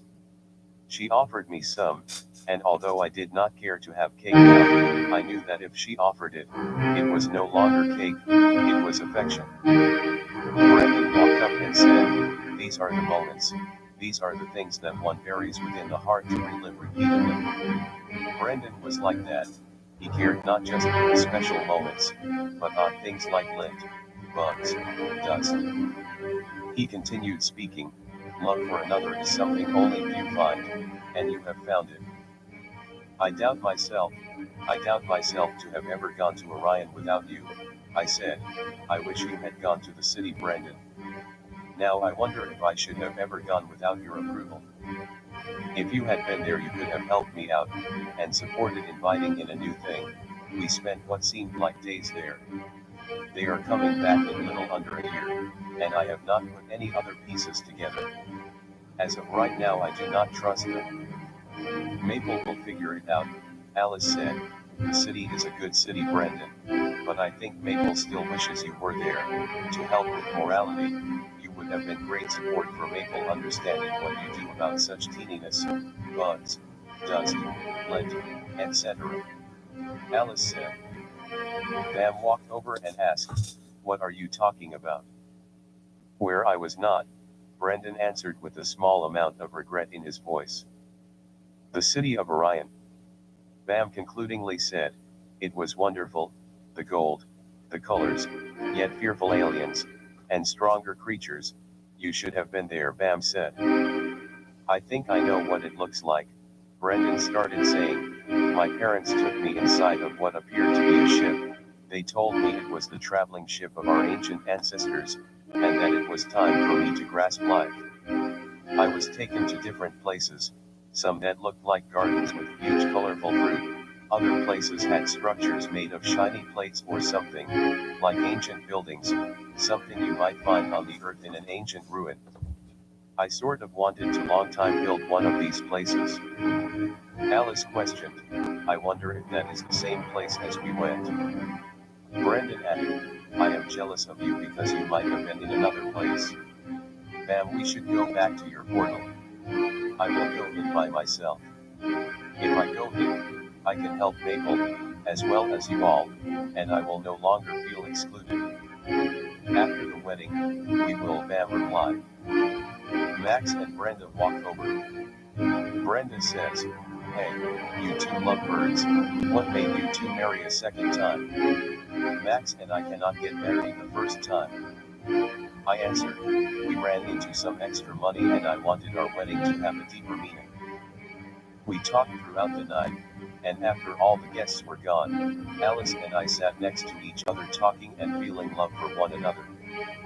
This day could not have been better, I said. Alice gave a girlish smile and a silent giggle. I love you, I said, and hope this wedding will put an end to the wall between us, as well as the wall that keeps us from a deeper reality. When I was a child, she started to explain, I always wanted to live in a ghost town, that way no one would know that I exist, to give me reason. If there were ghosts around, they would tell me that the reason is to play games. I think I know what you mean, sort of like Halloween, the games, the candy, what could be better, I agreeingly said. We laughed and got into our honeymoon car. A sign in the back window said, just married. Meanwhile after the wedding, Bam, Max, and Brendon went to the portal. Bam questioned Brendon and said, are you sure you want to do this? Yes, I need to help out Maple. Brendon answered. 6. Self-discovery. Max, Bam and Brendon were suddenly in the middle of a huge garden. Fruit trees were everywhere, strange fruit. The men looked at one another as they examined the strange-looking fruit. Humming computer-like sounds filled the forest. Every few seconds we would hear a beep as if my cell phone notified me of a new text. Max said, I've never seen fruit like this. As they looked at the trees, Max found his hand slowly grab a giant orange-colored piece of fruit. I wonder if I should take a bite, he thought, as he hears in the distance Bam say, take a bite. That's great, Max said, as he chewed on an odd-shaped chunk of fruit. He seemed fine to eat, and because of that the nerves of the three calmed down. Brendon looked back to see the portal, wondering if they should be there, or if they should go any further. The smell of the air had them wondering what this strange place was. The garden seemed as if it was planted by something foreign to the earth, possibly a creature that was stronger than the three men.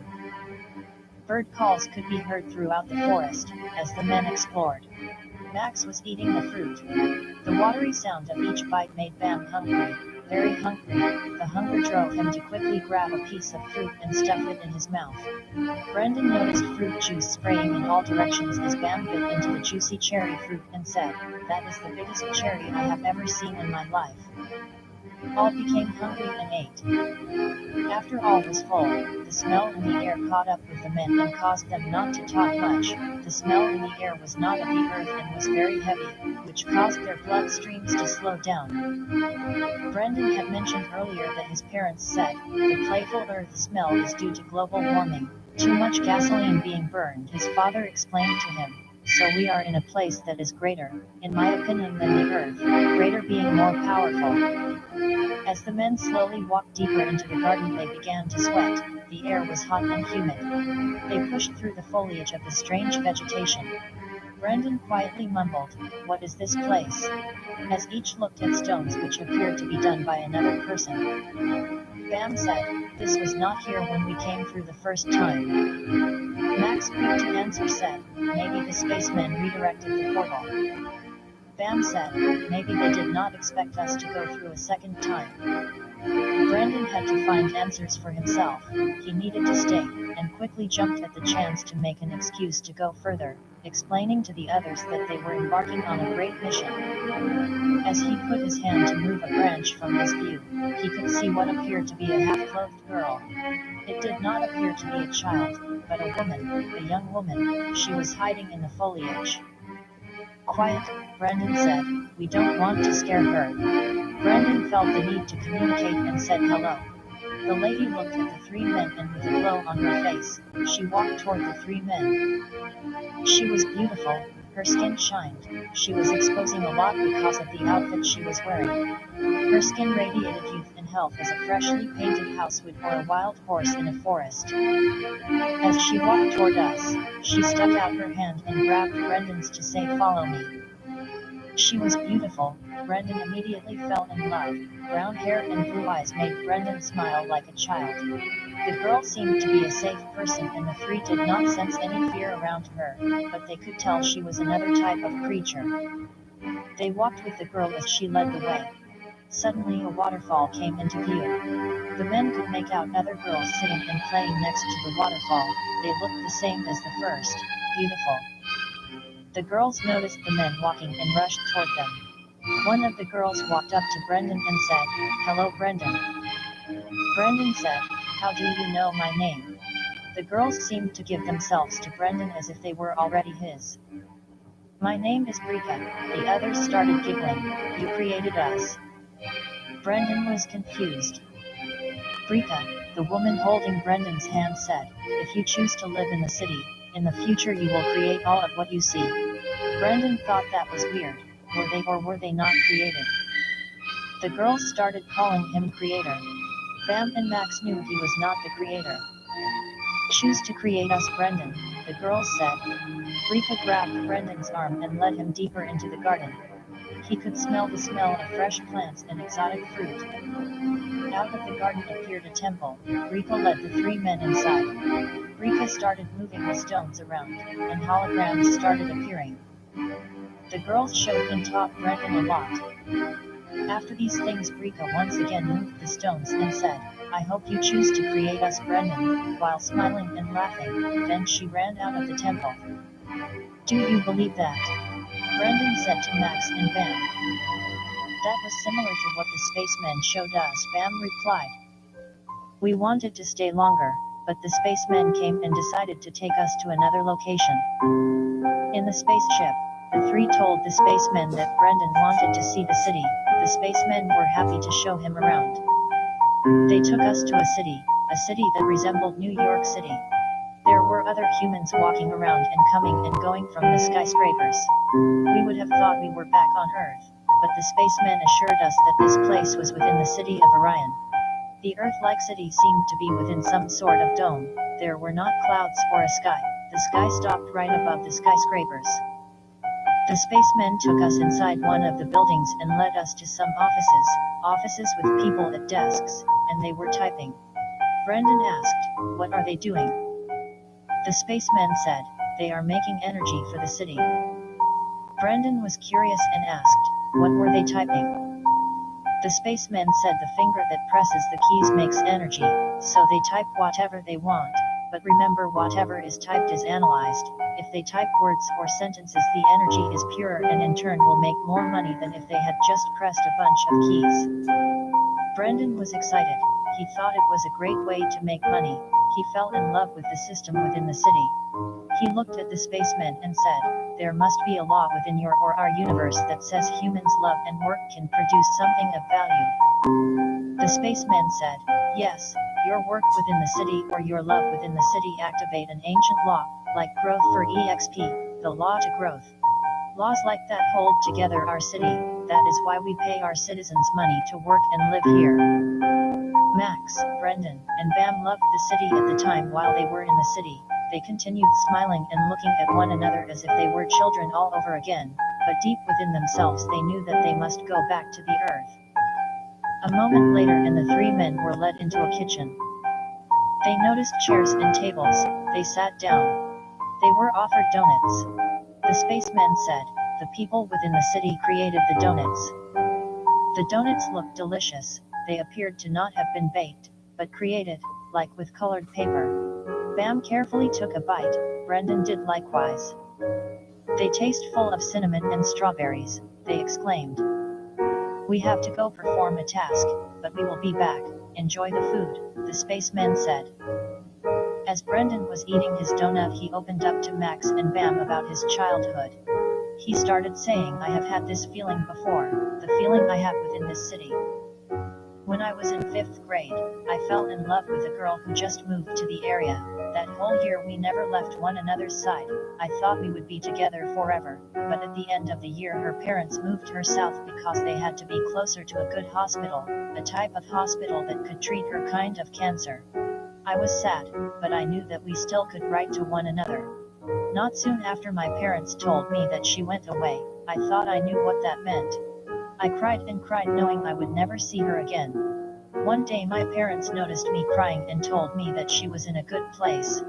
I did not believe my mom at the time, but as life went on my parents kept assuring me that I could not see behind the night sky. After you two went into the portal, after I abandoned you, my parents took me to a laboratory, and there the doctor put me into a trance. In the trance I felt as if I was in real life, and that is where I saw Kylie, the girl I fell in love with in 5th grade. I was not dreaming. When the doctor woke me up, they looked at me with authority, and that is when I knew not to trust what appeared to be, and that is where I would find Kylie, and that is where I would find love." Max said, "Brendon, you're tough for going through that, but why did you not come with us when looking for the answers?" Brendon said, "My parents wanted me to live their experience, so that we had a bond, and that a bond of love, but that did not mean I forsook you. That is why I had to come this time. I had to be part of my friends." Bam said, "You got to do what you got to do." "When I was young," Bam explained, "it was all about the animals. My mom and dad were convinced that they came from another world, as if they were dropped off by another life form. I treat my dog as if she has come from another world. My mom and dad says originally dogs started out on a planet named Goes, but the higher level creatures decided people should have them too because they were compassionate. I never believed that they did come from another world, but I do believe my dog is extremely smart, and I have noticed other people's pets and they're extremely smart as well. Now that we are in the city, I believe that our pets as well as other animals, possibly came from this city, Orion." Brendon asked Bam, "Do you think you create your dog in the future, as Brendon might have created Brika, or Maple created Gabriel?" "Maybe, Brendon, but here, anything seems possible, but once back on the Earth it might seem a little crazy. My parents were talked badly about for years about telling me their beliefs on animals. It's something people rarely talk about on the Earth." In the conversation Max said, "Like you too, I have had some strange things happen to me. When I was in 6th grade, I became friends with a boy named Todd. We became best friends. One day his parents decided to take him camping, and we, the two of us being best friends, went together. On the drive to Hongkong campgrounds, a car going fast hit us head-on. Todd at the time was not wearing a seat belt, and you can finish the rest on your own. I had some minor injuries, but the pain I felt was unbearable. It changed me as a person. I was no longer able to see through my 6th grade eyes, I saw through the eyes of misfortune. To make a long story short, Todd's parents told me I would see Todd again, sort of like a ghost or something. That did not make sense to me, so I never checked to see what happened to Todd or if Todd was still living in his parents' house, sort of like a ghost. Now that I'm in the city, my mind is open to the idea that he could have been coming and going from the Earth just as we are now. The spacemen walked into the room and interrupted us. We could sense you would have had this conversation, and we went and contacted Todd. He would love for you and us to go and see him. Wow, Max said, I haven't seen Todd in 8 years. Come, the spacemen commanded. The ship is waiting for us.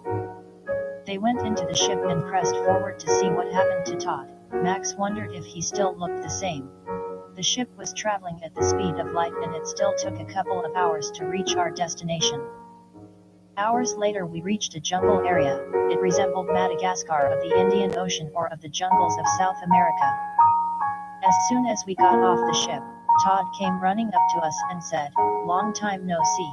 I have been trying to contact you, but living here has made that difficult." Max knew it was Todd. He could tell it was him, because of the way he assembled his words. Max cried a little. "Do you just live here alone in these woods?" Max asked. "Sort of," Todd replied. "There are buildings further that way," Todd said, pointing into the forest. "The environment is so much different from the Earth. The forest plants almost look plastic," Max said. Bam added, "That is most likely how the city keeps the forest from being destroyed." "Exactly," Todd says. "At first it was strange living here. I was as a child all over again, but now I love it, and enjoy being positive." We looked around his woods, his jungle, marveling at the amount of wealth surrounding us, giving us feelings of being far out into the unknown, deep, dark space of the universe. It appeared as if his forest was made from toys, or rather a theater or mall display, plastic parts. It was safe and nothing could harm him out here. "I want to live here," Max said. "This is incredible. I would have never thought one could live here far out in outer space," Brendon said, full of wonder. The men now wondering if this were real or was this somehow fake. Brendon wanted to live with the girls, and Max could tell Todd was Todd and wanted to stay. Bam was a little spooked and reminded us that we must go back to the Earth, and on Earth we will not feel the same. After the time with Todd, the men went back to the Earth, back to Bam's bedroom. 7. What is the Earth? Marriage and honeymoon were over, and we had to go on living our lives. Alice must go back to work. I had to take care of Gabriel. The first day back in our little cozy apartment, furnished with all our belongings, Brendon ran up to our second-floor apartment and knocked on the door. 3 hard knocks. I wondered who this could be. Rarely do I or Alice get company. I walk over to the door, opened it up, and to my surprise it was Brendon. Brendon looked like he had a lot on his mind. I said, "How's it going?" and slowly took a sip of coffee from my coffee mug. "Max, Bam and I went through the portal. I cannot believe that place actually exists," Brendon said. I began preparing myself for a long conversation. Brendon said, "I don't believe it happened now that I am on the Earth, but it was just as real as this world." "Did they tell you that they wanted your vote? They wanted your vote to take over the Earth?" I asked. "Yes, something like that," Brendon said. "Do you vote for them?" I asked. Brendon said, "That is the same world that my parents introduced me to, but this time it was on a much larger scale." "Did you like them?" I asked. There I felt in love, but now I am filled with fear, but I still like the city very much," Brendon said, and continued, I watched this hologram Brika showed me. Wait, I said, who is Brika? Brika, a woman living in the city. Brika said in the future I create her sort of like one could create a son or daughter. The hologram explained how I could have created her as well as the environment that they were living in. I was excited. Brendon took a breath of air and said, when we went to the city, we went to a part of the city that resembled Earth. We went into one of the large buildings and saw the people making money, money that can be used on themselves. The spacemen told me if I were to live in the city I could work from home or go to such public places to work. If I were to type in public I could socialize and motivate the universe, but if I were to stay home that would be great too. There was so much to the city. I did see what appeared to be ballparks, food joints, people, movie theaters. There could be a lot to do within the city, if you do not mind heavy blood, Brendon said, sort of laughing, mocking artificial gravity. I asked, did you figure out how you made Brika? Yes, I did, Brendon said, chuckling. It took a long time. And once Brika was mature she too had the option to live in the city, Brendon added. As we were talking at the kitchen table, I heard Alice's key unlock the door. That must be Alice, I said. She opened the door and walked into the kitchen and noticed Brendon and said, hi Brendon. Brendon said hi and explained that it was getting late and he needed to be heading home. Still excited about my conversation with Brendon, I said to Alice, Brendon went to the city, they showed him things he would create in the future, they showed him his children, children from beyond, just as they showed us Gabriel, I said. Alice said, the city told me that it is hard to find a partner, but I found you, the universe knew I needed you and they have been guiding me to you. Gabriel is your child, and we will be a family, I love you. Alice said, warming up the environment. I love you too, but you have to admit the feelings between us could be more, we need to get closer, I still feel as if we are living in separate houses, I said.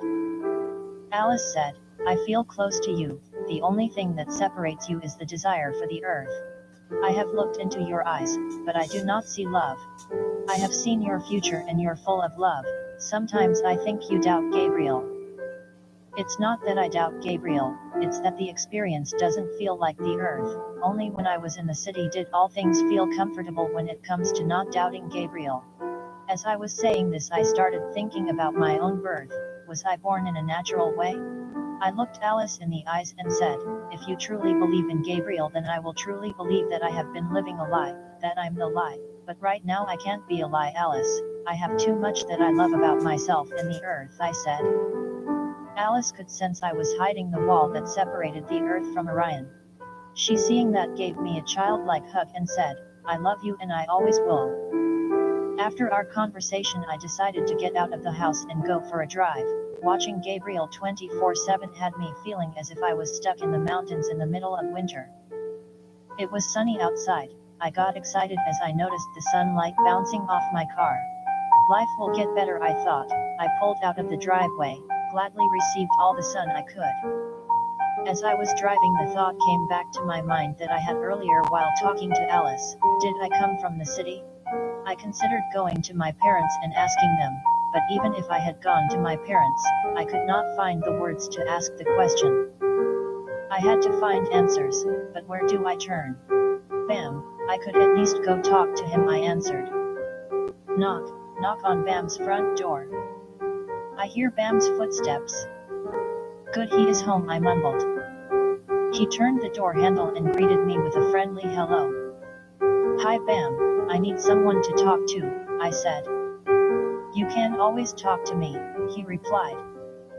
Childbirth, I began to say. Did you ever wonder who created you and where were they when they did? Bam started saying there are many answers to that question. Let us bring out the possibilities, gods of love, the sun god, our parents, childbearing gods, or the place where my dog could have come from, the bird. Which one gave life? My parents, I replied. Your parents must have been powerful gods. Bam said. Would that mean I came from Orion? I asked. I am glad you asked that question because I'm still excited about Brendon and our adventure into the city. This time when we were there, girls appeared. and they insisted that Brendon created them despite that fact that he hadn't yet. Bam said. Do you think Brendon was created in the city? I asked. They took him to the city before we did. I think Brendon was created from within the city, Bam said. I said, I still do not believe it, Bam. I need to hear it from my parents, and not only do I need to hear it, but I also need to believe it. How am I supposed to give Gabriel life when everything about this is wrong? Babies do not just appear on one's living room floor, I demanded. Remember the time when we were in Florida, the summer Alice wanted us to spend with her, at the time she wanted you to play the father. Bam said. Then he looked at me and mumbled maybe it was a test. What kind of test? I asked. A test of fate, Bam replied. If you had not played the father it would have been an allusion to what Alice thought she saw in the city. Maybe Alice is struggling with this too. Not to change the topic, but when my parents came to me with Lacey and told me she was mine, that is all I needed to hear.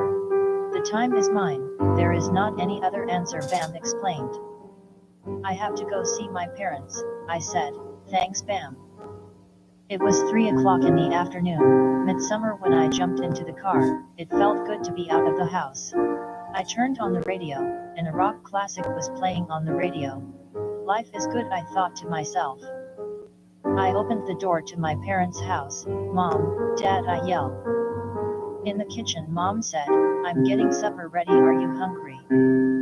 No, I replied, Alice is cooking, this will not take long. Glad to hear you, Dad said upon entering the kitchen. I need your help in the garage. He needed help moving a heavy engine part from his car. I was happy to help. After all, I was there to get answers and I was not sure how I would get it. See that giant piece of metal over there, pointing to the back of the garage? We are going to move that inside the car, my dad said. Something about this did not feel right. My dad started bending over, but it was not next to the metal. Dad! I yelled. Immediately I knew something was wrong. I had to get help. I went on the inside and yelled, call 911. Not long after the ambulance came, he was gone. My mother was devastated. After the ambulance left, I tried to comfort my mom, but she just wanted me to be okay. I slowly left her house, looking down at my burnt up hands and arms, and started crying as I got into my car. I did not find the answers I was looking for, and the man I looked up to the most was gone. I would have called Alice and told her what had happened, but I knew I needed to see her. With tears in my eyes, I unlocked the door to my apartment, helpless, hopeless, and hating existence. Honey, I'm glad your home supper has been ready for hours. It was the voice of Alice. She walked into the living room where I was sitting and noticed the tears in my eyes. What happened? She asked. My dad had a heart attack, and is gone, I said, holding back a flood of tears. Alice looked at me puzzled. As she was fighting off reality, she did the best thing she knew how, and that was to wrap her arms around me. I hear her soft voice say, it is going to be all right. That night I did not sleep much. I could not imagine a world without my dad. The little love I had in my heart vanished. The only thing that remained was Alice. As her body laid next to mine, I knew I would not survive this moment without her. The next morning the phone rang. I slowly walked over to it and picked it up. I was hoping it was not going to be any more bad news. Sweetheart, it's Mom. I've prepared a gathering tomorrow at 10 in the morning. It will be a remembrance ceremony. I have let everyone in the family know. Then she hung up the phone. I did not know how to feel. I was like a child all over again. I kept thinking the only thing I understand is that I do not understand. Asterisk. Gabriel, smile, smile for me, I said as Alice was getting ready for the gathering. We got to hurry, Alice, it's almost 10, I said. We quickly got into the car and drove to the funeral home where my father laid. Uncles, aunts, grandparents, and friends were all there. Alice and I were the last to arrive. As we slowly walked to the open box where my father laid, I could hear crying and relatives saying their goodbyes. Alice started crying and asked me if we should go any further, if I was going to be okay. Yes, I will be fine, I replied. I could not believe he was gone. I looked at the man. my father, dressed up, lying there with a peaceful look on his face. A black suit covered his body, and his eyes were shut as if he was sleeping. 2 days ago, that man was full of life. How could his heart have given out? I quietly said, "Goodbye, Dad, I love you," and looked at Alice and said, "This place is a sad place, Alice, let's go home." As we drove home, we were silent. A country song played on the radio. Alice loved country. Right before we pulled in our driveway, Alice said, "I'm sick." I said, "We're home." "No, I'm really sick," she said. "Should I take you to the hospital?" I said, worrying. "Yes," she whispered. I drove to the hospital as fast as I could, hoping she was not going to die. As I drove, all I could think about was losing Alice. I was panicking. I could not restrain the nerves in my body and started expressing fear, all the while hoping Alice would not notice. The whole drive I thought I was going to faint. I do not know what held me up that day, but the pain I was in was unbearable. Once we got to the hospital, I ran inside. "Help, help," I said. "My wife is sick, she is in my car." The nurse quickly got help and rushed Alice into the emergency room.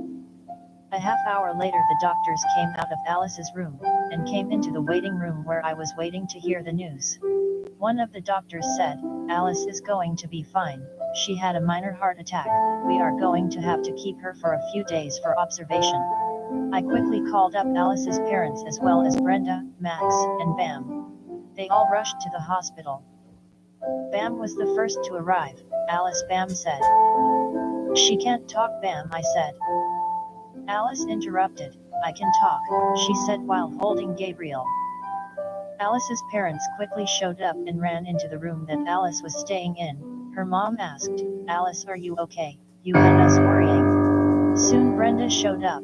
Not soon after Brendon showed up, they both hugged Alice and comforted her. We all hung out with Alice for what seemed to be days. Once we were sure everything was alright, we too returned home. I had to take Gabriel home. This had been a long day for her. Bam and Max decided to follow me home. They wanted to help me through my father's death. Brenda stayed with Alice, lying in bed with her. Max and Brendon got beer. They planned on spending the night at my place. I knew I could not drink, because I had to watch Gabriel, but I did get some Tylenol. My head was pounding. After Max had a few beers and the food we ordered came, Max opened up about Todd. I think he was trying to help. He started saying, "I know you might not know this, because you moved to the area in 8th grade. Before you came to the school, I had a best friend, his name was Todd. Todd and I were close, we did everything together. One day when his parents decided to take us camping, we got into a car accident, and he vanished. His parents said he still was around, but nobody ever saw him, but they insisted he lived in their house, but it was not like before. I do not know what I had been thinking now that I have seen him in the city, how I could have not seen him all those years. He seemed perfectly fine." Max answers himself, "Because I did not keep him alive within my heart, I could no longer see him, and so I went on living in the ancient light of the earth, without Todd. But after Bam, Brendon, and I went to the city a second time and I saw Todd there, he began to live within my heart again. Although I live on the earth in doubt because of the ancient light that surrounds me, I can keep his memory alive." Brendon, you must have seen and felt the love when we saw Todd, seen and felt the love and possibilities of worlds and lands, not of the earth when we saw Todd, as if our present knowledge, the knowledge of what our leaders have, was only part of a bigger, much bigger world, without they even knowing about it. Max added. "Yes, I did. I'm still in love with the garden and the girls I saw. I hope to create them, although I follow the routine of the earth. But I doubt how I could have a home in the city, and I wonder if the girls that I saw were my creation, rather the nothing of darkness and unanswered questions." Brendon answered. "Max, do you think my father is now living in that city?" I asked. "Yes, I do, because children can only be created through powerful people, and powerful people don't have a heart attack." Max answered. Remember, whatever is on the earth is living in the past light of the stars that shined here billions upon billions of years ago. What we see here is unfinished, Max explained. I had small ideas of what they were talking about but could not get my mind to think anything but my experience upon the earth. When I was growing, I embraced the life as it was, not as the future of greatness. I had to admit to myself I held on to my father's heart attack as the solution and answer. The next morning, upon waking up, I noticed Brendon and Max were gone. Beer cans were everywhere. I investigated Gabriel's crib, happy to see her lying there. I bent over and picked her up. She was a happy baby. I placed her in my arms, brought her to my face and kissed her. I knew by her giggle that she needed something to eat. I grabbed a bottle that Alice placed in the fridge yesterday and started feeding Gabriel. What am I going to do this day, I thought while listening to Gabriel's mouth gently sucking on her bottle. I knew we had to go see Alice, but before we did, I needed to see my mom. It was still early in the morning, 6 o'clock. I got Gabriel dressed up and drove 5 miles to my mom's house. "Mom," I said as I opened the front door to her house. "I'm in here, dear," she said. She was still in bed. That is unusual for her. Most of the time she is dressed up and ready for the day by 4. My mom and dad were always early birds. They were that way since I was born. They had to be ready for anything at any time. "Do you mind company?" I asked as I grabbed a kitchen chair and placed it next to my mom's bed. "Gabriel wanted to see you," I said. I unfastened her from her car seat and placed her in my mother's arms. My mother gazed into her eyes and said, "She has the same eyes as you." "That's what Alice says too," I replied. A noise sounded in the bathroom. It sounded like the shower running. "Mom, is someone here?" I asked. "Yes, it's your Aunt Betty. She will be staying here for a couple of days," she said. The shower quickly turned back off and then I heard Aunt Betty say there is not any hot water. She came out of the bathroom, came into the bedroom, and sat at the edge of the bed. Kathy and Bill are the names of my parents. "Kathy," Betty said, "what are we going to do about the hot water?" Bill would have known, he was always good with things like that, my mom said and started crying. Betty said, "He's still around, he just went home." "I want to go home too," Kathy replied. "Home is where your son is, he needs you, Kathy," Betty said. I wanted to ask Betty what home meant, but I could not find the words. As they were talking, I got lost in my thoughts. I started thinking about the earth and what I thought of the earth. I considered that I accepted the earth as it was. Now that I went to Orion, I could not help but wonder why I felt as if the earth could be a lie. My father could not be gone, but I know that he is not here. Why would Aunt Betty say he went home? People have used that phrase my whole life, but did I truly know the meaning? As I was deep into my thoughts, I could hear my mom say, "Mabel, will you go check on the hot water tank? Aunt Betty needs a shower." "Yes, sure," I replied. I gazed over at Gabriel knowing she was in loving arms and went down to the basement. For some strange reason, as I was walking down the steps to the basement, I started sensing my dad. I almost wanted to say Dad, but I was unsure what would happen if I heard him say something back. If he was in the basement, it was not something I was ready to deal with. I found the circuit breaker and flipped it on and off and the hot water tank turned on. Good, that must have been the problem. Now Betty can take a shower. I quickly ran up the stairs, shut the door and noticed the shower running. Betty must have heard the hot water tank turn on. "Thank you, dear," my mom said, upon entering her room. "Mom, are you going to be alright?" I said, knowing I had to leave and go see Alice. "I will be alright as long as I know you're alive," she answered. I had so many questions to ask, but I could not find the words, so I kissed my mom on the forehead, placed Gabriel in her car seat and went to see Alice. I got to the hospital at 8 in the morning. Morning dew was still on the ground and a chill was in the air. I walked into the hospital wondering what room they put Alice in. I decided to ask a nurse, "Which room is Alice Bark in?" 305, the friendly nurse replied. I gently knocked on the door. I could hear Alice say, "Come on in." "Alice, how are you doing?" I asked. I have great news. The doctors are going to let me go home today, but they advised me not to go back to work for a while, she answered. I brought Alice home that morning. Once home, she agreed to stay in bed. I love you, Alice said as we were eating lunch. I love you too, and I do not know what I would do without you. I would blame you for the minor heart attack, but I know it was not your fault and there was nothing you could have done about it, I said. We live in the city, she replied, meaning in the future we live together. When she said that, her face lit up. I could see the child within her. I could remember what she said about how hard it was for the city to find her a mate.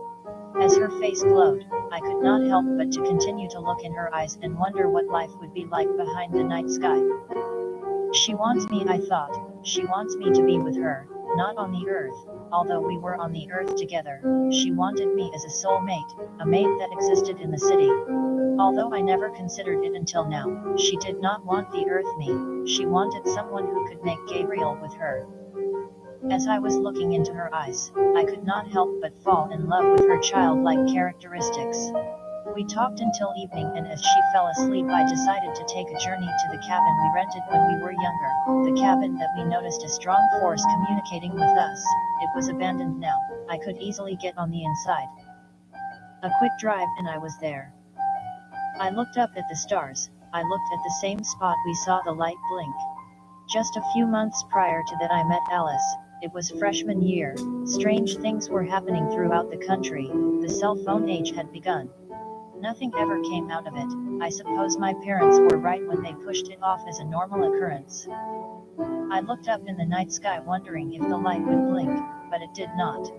I went into the cabin we rented years ago. It still smelled and looked the same, except the wall opposite of the lake had begun to fall. I could remember Alice, Bam, Max, and Brendon all making energy to communicate with the strange force that had consumed America. As I reflected on the good times I had, I could hear someone outside. I opened the door to see who or what it could be. As I opened the door, I could make out a man coming out of the bushes. At first, I thought it was Far Out Mike. It looked like him, but it could not have been because I would see the scars on his face. Hello, I said. What are you doing out here in the middle of the night? I asked, trying to convince the man I had a purpose to be at the camp covering up my doings. Looking for company, the man said. You're the guy who got hurt at the paper mill explosion, he said, looking down at my hands, at my scars. That was me. How do you know? I asked. I saw the scars on your hands and put two and two together, he answered. Do you want to go for a swim? I asked. Yes, he said, looking for an adventure. I put my toes into the water to check out the temperature. I was reluctant to go in. There was a cold, heavy breeze coming from the distant forest.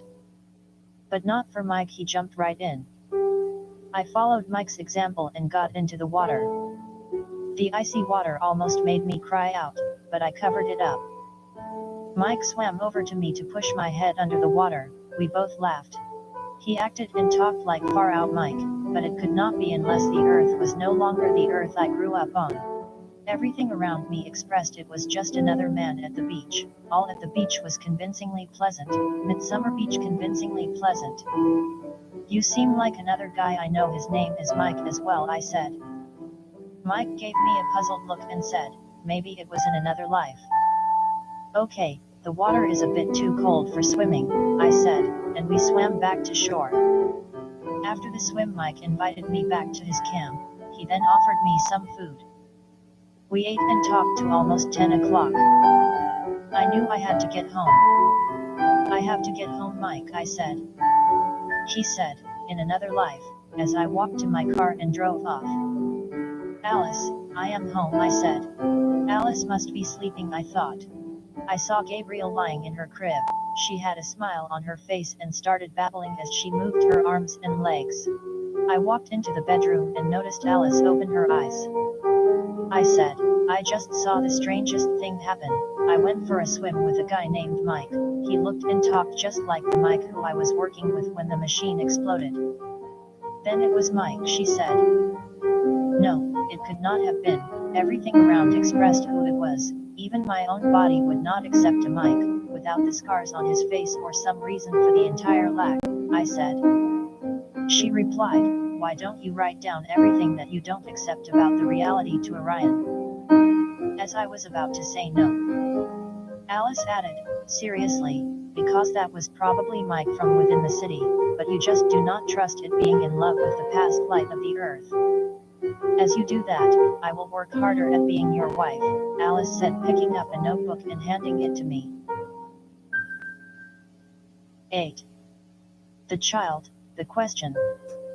T. That night after swimming with Mike and talking with Alice, I wanted to explore my reality, versus the reality of Orion. I wanted to find out what the wall was that separated Alice and me. I decided to take Alice's advice and write down things I greatly care about, especially the earth. As I started writing, I went deep into my thoughts. I could remember my parents homeschooling me until 3rd grade. I could not remember being a toddler, but I could remember watching cartoons as my mother lovingly placed me on the couch and told me she would be right back. She left the house for a moment as my father slept. I was wrapped in a blanket on the couch as the cartoons played. It was a very pleasurable experience. At that age of about 4, the cartoons were so pleasant. I started asking questions. Where was I from, and how would I stay alive?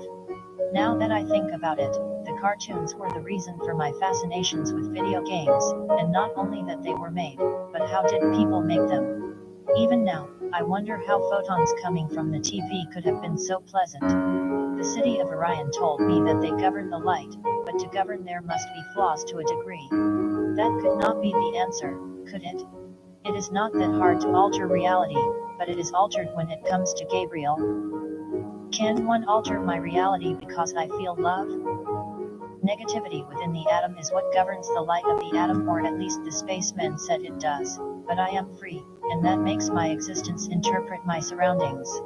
I interpret there is a place for negativity, and that would be the laws of all. But is that how a TV or the sunlight is controlled? Is that how such a pleasant cartoon that I saw as a child received its structure? According to the study that I did on cartoons, the frames through electricity causes motion, and pictures through motion makes animation. It could be a very real possibility that to live negativity would have a place, that my existence is possibly controlled through negativity, like that gray alien was saying in my head. Life is sort of horrible, and the awful smell was his strength. What would happen if the city? I asked myself.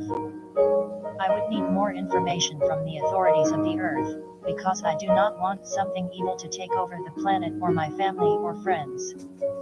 I started thinking about my first year of 1st grade. My mom, being my teacher, ordered books. The books and supplies came through the mail. At the time, it was law for every child in America to go to school. My mom was convinced that homeschooling was more educational than traditional school, although it had a lot more work. The school books arrived in the mail. It was time for 1st grade. The books had a fresh smell to them, as if they had just come off the press. I flipped through each book, eager to get started. There was not much work to do, mostly some small readings and some small math problems. Art was the strength of 1st grade. Art was included in everything I did. The first picture I needed to color was of 2 men fighting, with the word fight written on the bottom. My mom asks me, do you know what that word means? Yes, I replied, it is something that we should not do. There are laws in this world to govern the good and evil, my mom said. Fighting is bad. Police are in this world to make sure evil people don't take over the world. I knew and trusted whatever my mom had said and became a friend to the police. Now that I no longer am a child, I can see that in some places, police do not exist at all. I do not like evil people. Evil must be a threat to the world. It was not long until I was placed in public school. The first year I went to CC Elementary School, I was nervous. There was so many other children, but the teacher was nice, as so many teachers are. The one thing I took out of 3rd grade was what my new best friend told me.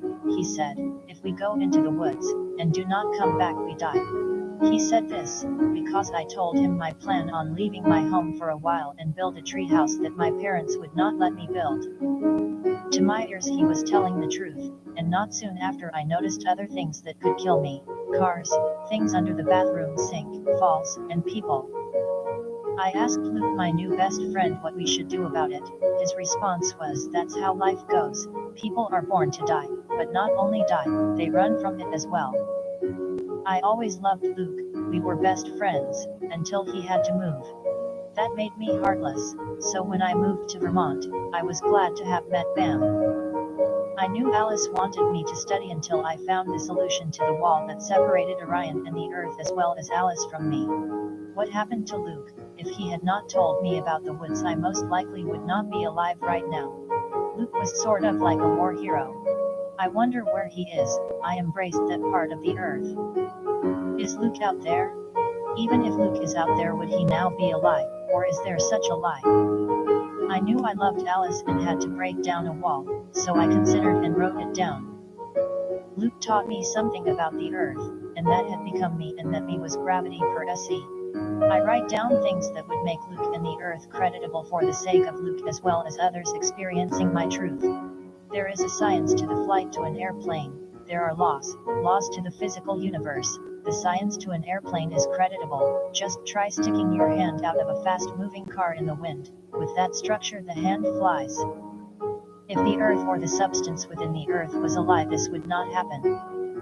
Growing up, I studied such things as a screw or the nut and bolt, the spiral pattern that makes up the screw. They hold objects together.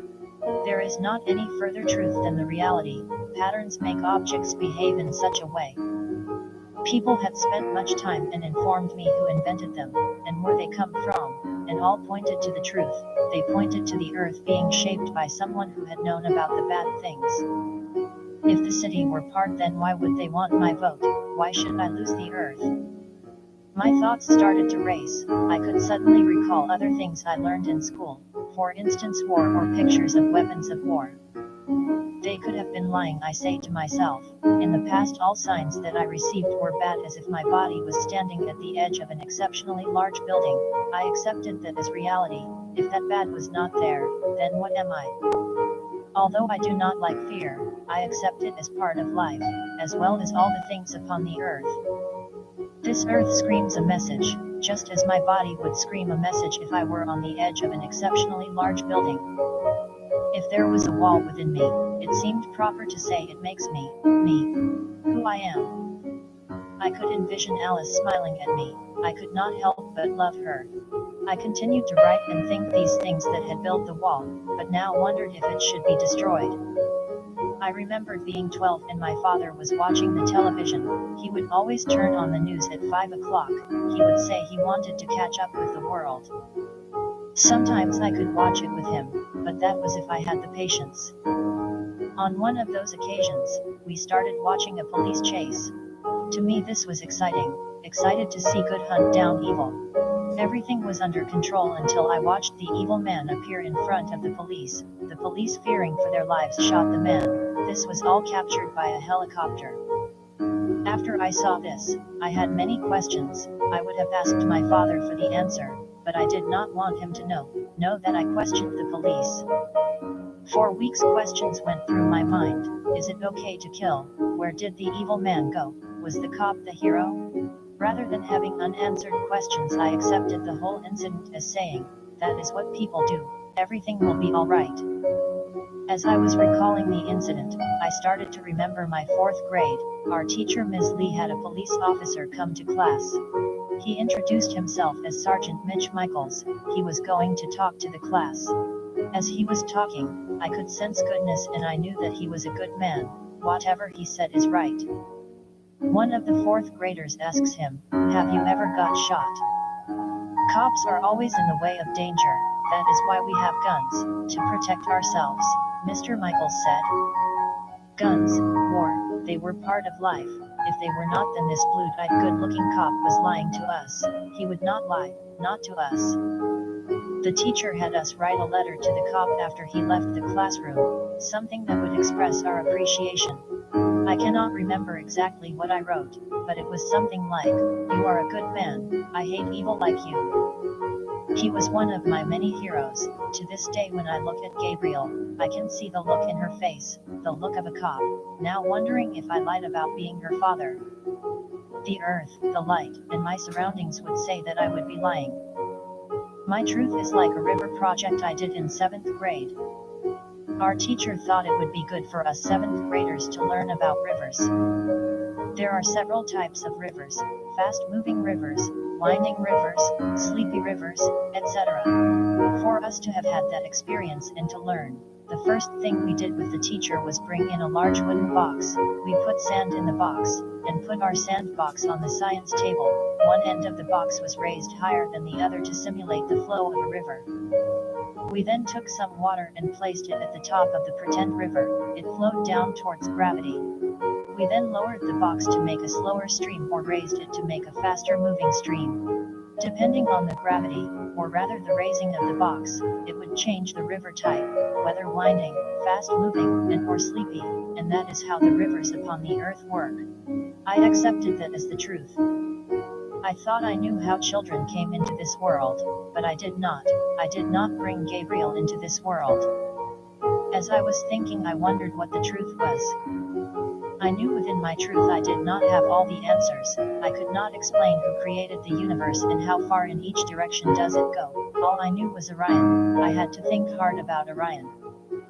They said something about the light, that the universe that I see is no longer there, that it had died. The star's light may be shining, but is a corpse. Within the city they designed a habitation for life but could not help the fact that on the outside it appears dead, but within its enclosure it is full of life to them, and to the earth it is lit with stars, looking lifelike. They also said they could not contain the light, which to me meant an evolving universe.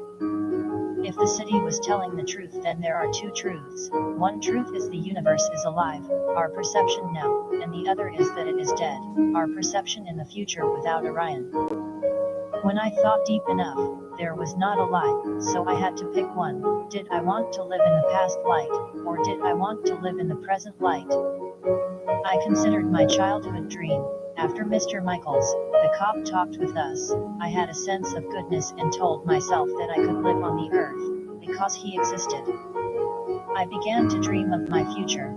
I wanted to play the piano. I wanted an old upright piano, one that I could use and tune. I wanted that piano in an old country house, with a wife that could cook. She would be cooking dinner or jam. I wanted kids and I wanted them to play the piano as well. I wanted 4 kids and I wanted all of them homeschooled. My wife and I would live on a small farm and never have to work outside of the home. My children could grow up and do the same thing. That was the dream at the time. I had not thought about that in years. Ever since the strange things started happening with cell phones, I gave up on my dreams, hoping to discover possibly death. Now that I reflect on the dream, I wondered how I ever thought it was possible to live on the earth without all the answers, without the problems facing the earth solved. Maybe Orion is the solution. I began to dream of Alice and our life behind the night sky. What if I am losing my life? There can only be one dream. I could not fail. Alice, she was convinced Gabriel was mine. I put that love deep within my heart. Even if Orion is a lie, living with Alice and the love between us could not be fake. Maybe playing along with Orion is real. People say to follow the signs. I figured they were talking about a stop sign, a material sign that stood out. In my freshman year at high school, I looked up into the night sky and tried to communicate with the sign. That would be a light my friends and I saw. Though the earth rejected the sign, and I would have to wonder why it did reject it, making it appear as a military flare. The strange thing about the military flares was that it was over a lake. Something not possible. I was giving a sign, and not only to me, but to the earth. The earth must be programmed by some sort of law, because the earth would have picked up on Bam's bedroom as a reality. I picked up my head from writing, looked at the clock. It was now 3 in the morning. I glanced back down at my writings and gave strong thought to the earth being programmed with limitations. I wrote everything down. Good, Alice will be up soon, and I can hand her a report. I walked over to the cupboard and made a vanilla cappuccino. Once finished, I took it outside. It was a cool night, about 65 degrees, and decided to get another drink, but this time it would be coffee, and I would get it at the gas station. The gas station was not far away, about 2 miles. I walked. It was a very silent night, and I was hoping no one would notice me out there. I walked into the gas station and went straight for the coffee. I got to the counter and gave the cashier a $5 bill. The cashier said, "Don't worry about it, a man just came in and paid for it, he is standing outside." "Thanks," I said to the cashier, wondering who would pay for my coffee. Outside I could see who it was Mike, the man who I went swimming with the other night.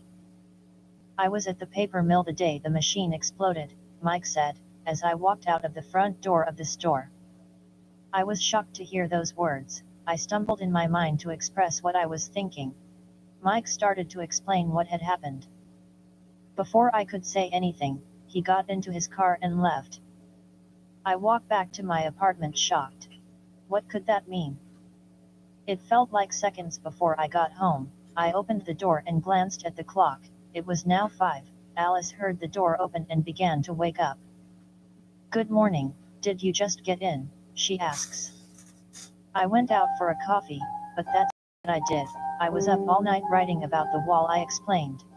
I grabbed my notebook and started to read. 9. The revelation. Oh. On the second day of July my landline phone rang. I always get a landline despite the cell phone because the cell phone seemed unstable in the early 2000s. The technology was just introduced into society. "Hello," I said. "Honey, it's your mom. Your grandpa Jed is having a 4th of July party. There is going to be fireworks, a pig/bean roast, and a lot of friends and family.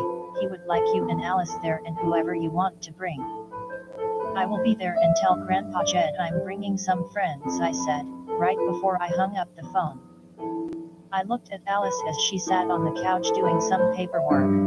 "My grandpa is having a party on the 4th and would like you and I to be there. We can bring other people too," I said. "That sounds awesome," Alice replied. After Alice's heart attack, she could not return to work, and now was filing for unemployment. The pet store owner did not want the responsibility for any problem that could occur but would make an exception. She could go back to work, but the best job for her would be something that did not involve heavy lifting. Hopefully, she would get unemployment, because the only thing we had to live off was my social security check. "Good, I am almost done," she said, as she signed her name to the application. The day of the 4th, as usual, we had a late start getting to the party. I invited Max, Brendon, Bam, and Brenda. They probably are already there, I thought. Anxiety ran through my body. Alice in a rush grabbed the car seat with the baby in it and out the door we went. I looked at the car clock. It was 2 o'clock. We were supposed to be there at 1. My cell phone rang. I picked it up. It was my mom questioning where we were. "We will be there in 15 minutes," I said. Uncle Gordon did not live far away. He lived in the next town over. He owned a small farm with plenty of land. He planned on having the party in one of his fields. We pulled up to notice dozens of cars all parked in the field. We looked to our right and saw a lot of people. Some were sitting at tables, some were playing games in the fields, some were standing around a fire. Giant tents were all around. One of the tents had smoke coming from the inside. "That must be where they are cooking," I said. We walked through the field greeting others as we went. We walked until we found Uncle Gordon, and there he was, near the outdoor grill. I raised my hand as to say, "I am here, I made it." Gordon quickly noticed and with a smile on his face walked toward me, and said, "There is my favorite nephew, and who is this beautiful young lady?" "This is my wife," I said happily to display all her splendor. "That is right, I missed the wedding. Well, you two, welcome to my 4th of July party. This makes up for the wedding I did not attend. There is food and drink in the tent to your left," Gordon luxuriously said. I looked around to see if I could see any of our friends. I did not see them, so we decided to stay under the tent to keep Gabriel cool. Not long after I noticed Brendon grabbing a beer. Hey you, where are the others? I said. Out by the parking lot, we were still waiting for you to arrive. I will go get them, Brendon said. They all came up and sat next to us at the picnic table. We started talking about the day, and in the midst of the conversation, Grandpa Jed noticed me and came over. Grandpa Jed was my father's dad. Jed said, "How are you doing, Sonny?" I introduced him to all my friends. Grandpa Jed and I have always been close, closer than me and my dad. I could always talk to him about anything and everything. In the summer days I would spend days at his house fishing, watching movies, or talking. Grandpa Jed was my favorite activity. I had not talked to him much since my dad left, but I knew we needed to spend some time together. Once Jed left, we started talking and laughing and having a good time. I thought it would be good to discuss the city. As you know, the spacemen will be back in about 7 months to take us to permanently live in Orion. That's if we vote them in. Because the Earth is covered in the ancient light of the past, here we live our lives as normal as we always have, but the reality of Orion will catch up to us. I want everyone's opinion. Are we going to vote in Orion? Brendon was first to speak. My parents showed me the reality of Orion, the foreign distant, alien worlds, and the reality is not of the Earth. I was shown while I was at the hospital. I was not supposed to discuss it, but rather keep it quiet. There is not another reality for either me or my parents. They have always hoped that the city would welcome me into it. As Max and Bam have seen, it appears as if they invited me to live there, and not only to live there, but to create. Is there any problem at all with forsaking the Earth? I asked. No, because my parents raised me to live in expectation of creating. Plus we cannot contend. If we do not or cannot contend with the police or government, then we do not have an option. I know you have struggled, Brendon, but just knowing you have confidence makes me feel better, I said. Max spoke next. At first I thought that we would be in a lot of trouble, until we went through the portal and saw a ship. The ship took us to gardens as well as the Golden City. I felt complete there, but once we got back to Bam's apartment, I felt the experience was a mistake. Only through a second time in the city would I feel safe, and that was because Todd exists there. Todd and I were best friends until the car accident, and since his departure I have not felt the same. If I had an option, all those years ago I would have never gotten into the car. Losing Todd was awful, despite his parents did their best to explain that I still was his friend. At the time I could not look past the ancient light, and now that I cannot go back to living without Todd. When the spacemen come back, I am going with them, then Todd and I can come back and forth from the Earth. Wow, I started saying, you are taking a big chance. Could you really leave your family? I am not leaving my family, Max explained. I can come back and forth as Todd's been doing. Alice was next, and said, I have a baby, and not just a baby, but an experience from the city before we went together as a group. There my future husband told me that we were together and gave me Gabriel, and that future person that I saw in the city was Mabel. I wanted a family so bad that I was open to anything, but just recently did I wake up my gravity towards the Earth. I tell myself that I will be with my love and baby. I am not going to the city without Mabel. Mabel thinks she is lying about the baby or being the father of it. What is it going to take, Mabel? Max asked. Max added, we can't always be friends. The city protects us from, like me losing Todd for instance. Alice and the baby she carried would deserve that. Brenda included. I have been in college researching the topic. It appears that civilizations around the world had to bend the laws of the Earth just to discuss the matter. It is as if everyone knew about Orion, but had to keep it a secret. I dug deep in old textbooks, and my conclusion is that the Earth is one big conspiracy, all meant for what?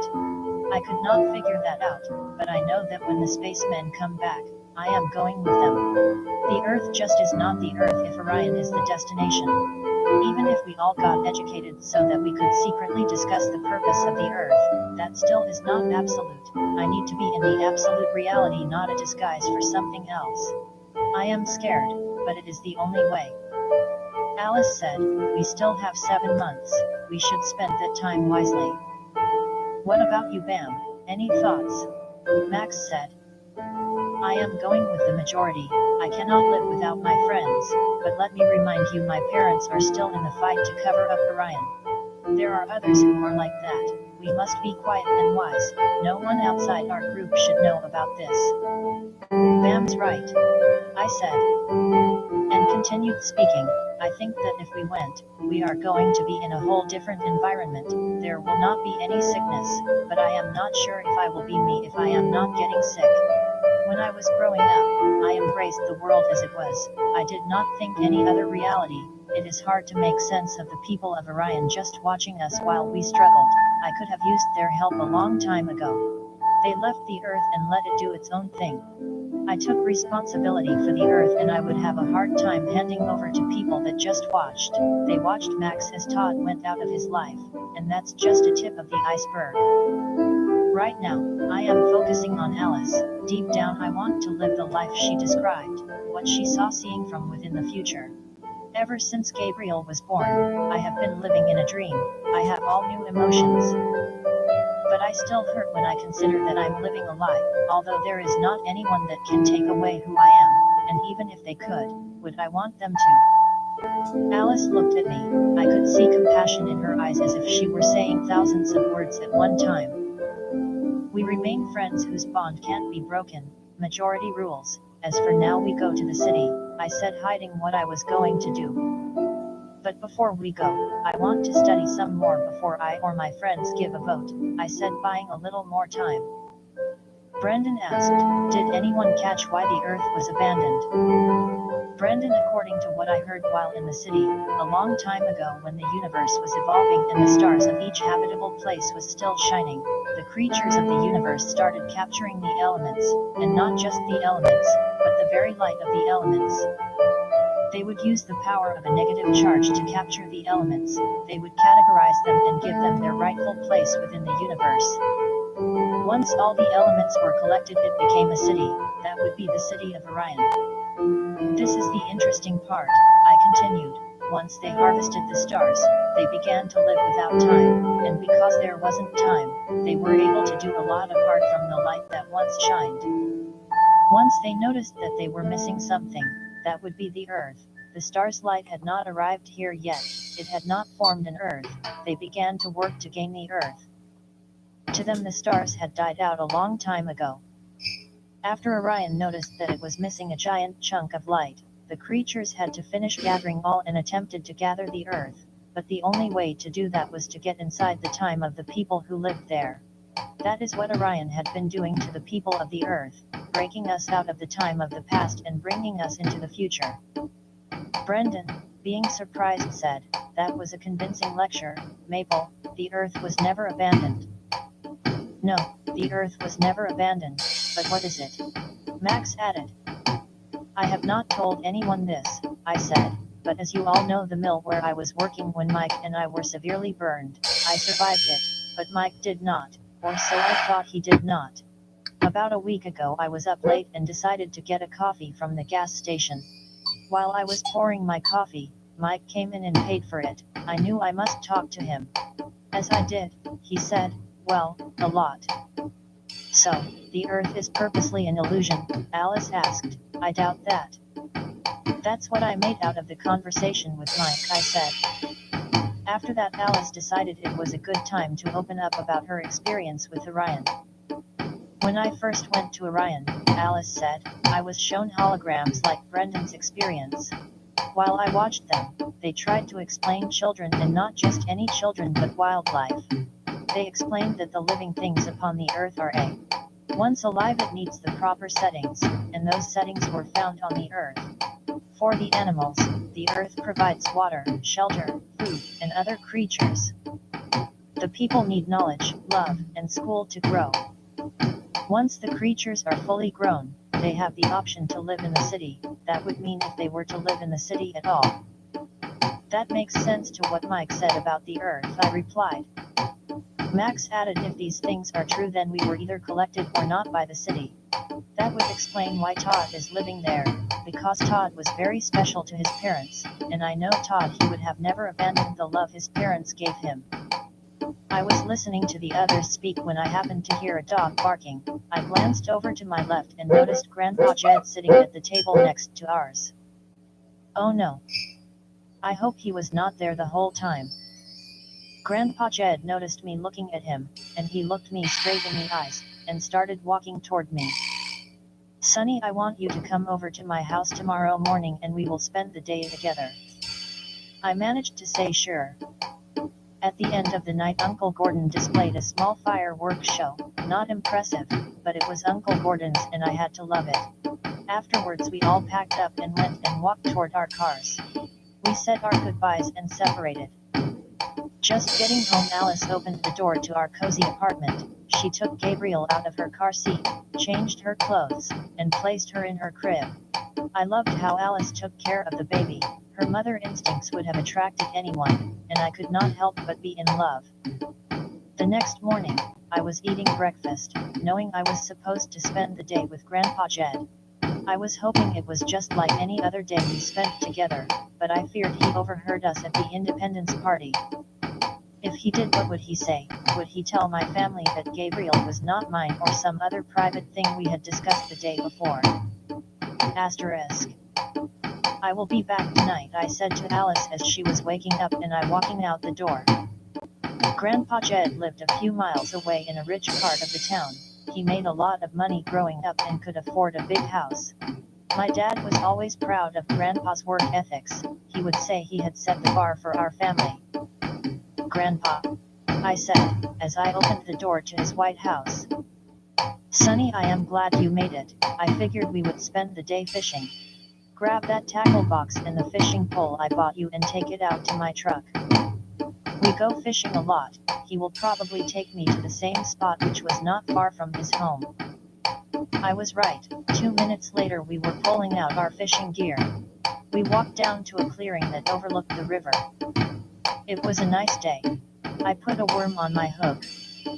I looked toward Grandpa and noticed Grandpa's perfect cast into the river.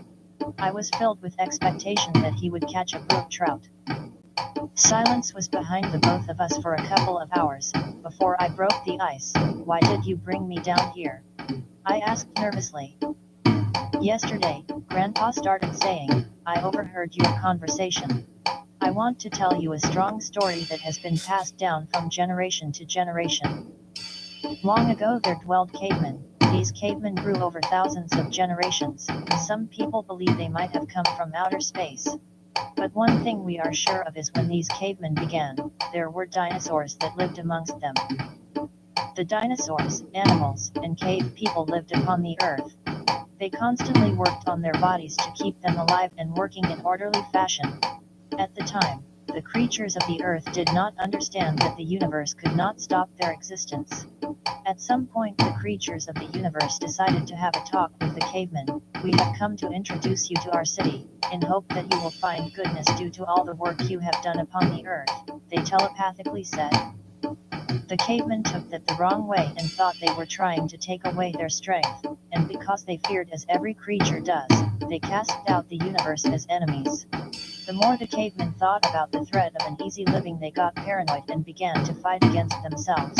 They fought against their own strength, and because of that they grew weaker. Because of their new weakness they blamed the universe or the creatures of it and began a battle that still happens to this day. Jed went on to say, after much time the cavemen had a solution to losing so much of their strength. They would put their strength within their surroundings. They spent millions of years walking the earth, casting their strength into the stones, plants, animals, and even the sky. Over millions of years their population grew and expanded. Some of the cavemen thought it good to put their strength within their bodies, but most of them put their evolutionary strength in their surroundings. After some time, cavemen evolved into people or some of the people. These people would go to the earth for wisdom or advice. That is when they would find the strength that their forefathers had put into the animals, stones, plants, etc. The strength was good for the people who had evolved, but there was a downside to using their strength, and that was they no longer could disagree with the earth, or they would be threatened consciously by disagreeing with the fathers. Is that why the earth hides certain information, for example the universe? I asked. Yes, Jed said. Everywhere one could go on the earth they will find bits of information that was stored in the rocks, water, and atmosphere. The information makes a cover for anything that existed outside the cavemen's ways. Their information will threaten you as they threatened the creatures of the universe. That is if you step outside of their reality, although outside of their reality is threatening anyways, due to a new reality. If you go beyond the cavemen you are your own authority per se. I ask, if there was another reality or universe, what would the cavemen do if they were more powerful? The earth at this time is being used by the creatures of the universe. They could not get rid of the cavemen without the cavemen's permission. They decided to use the cavemen as sort of like a grass, a covering for the earth and atmosphere of survival. Maple, Jed pauses. There is a giant computer out there. We are living in a computer. We are living in a personal computer running PVR. They got plants and asteroids as part of their computer, an asteroid as a working function of the computer. A long time ago they pushed us out their backend and now they have come to pick us up. The reason we do not know is because of these cavemen.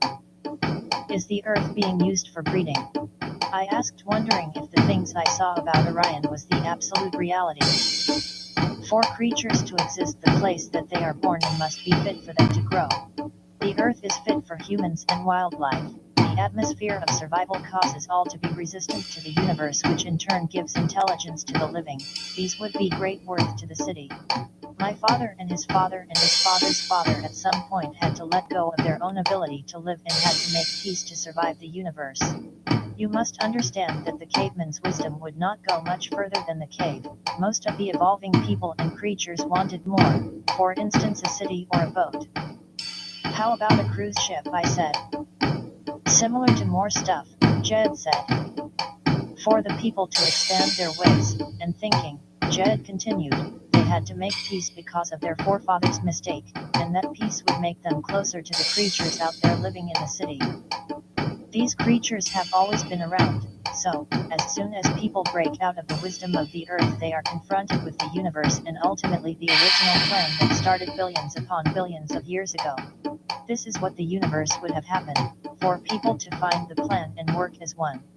The earth is being used for breeding grounds and a variety of creatures come here to give birth. That would include the lion and bear. My father was born here, and his father was born here and so on. Our tradition, he went on to say, is to live in the city. If you dig deep down in your heart, commit to our family and decided that we were friends, then you can expect to have a child, before you ever make the child, and that is because the time here on earth is in its own time. Did you receive my father in a similar way as I received Gabriel? I asked. No, Grandpa, Jed replied. I went to the city first and then come back and everything was the same as I left. My father never knew that I was gone. But I know who did receive their child in a way that was like yours, and that would be your father.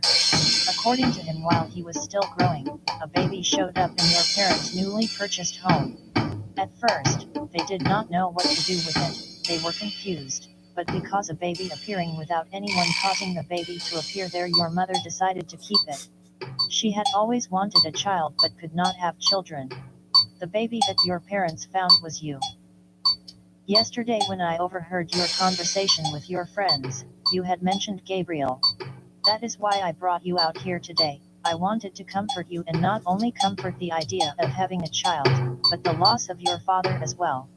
Your father said days prior to his disappearance he was going home to create the part of life that did not exist when you appeared on his living room floor, the part of life that spoke truth, his truth.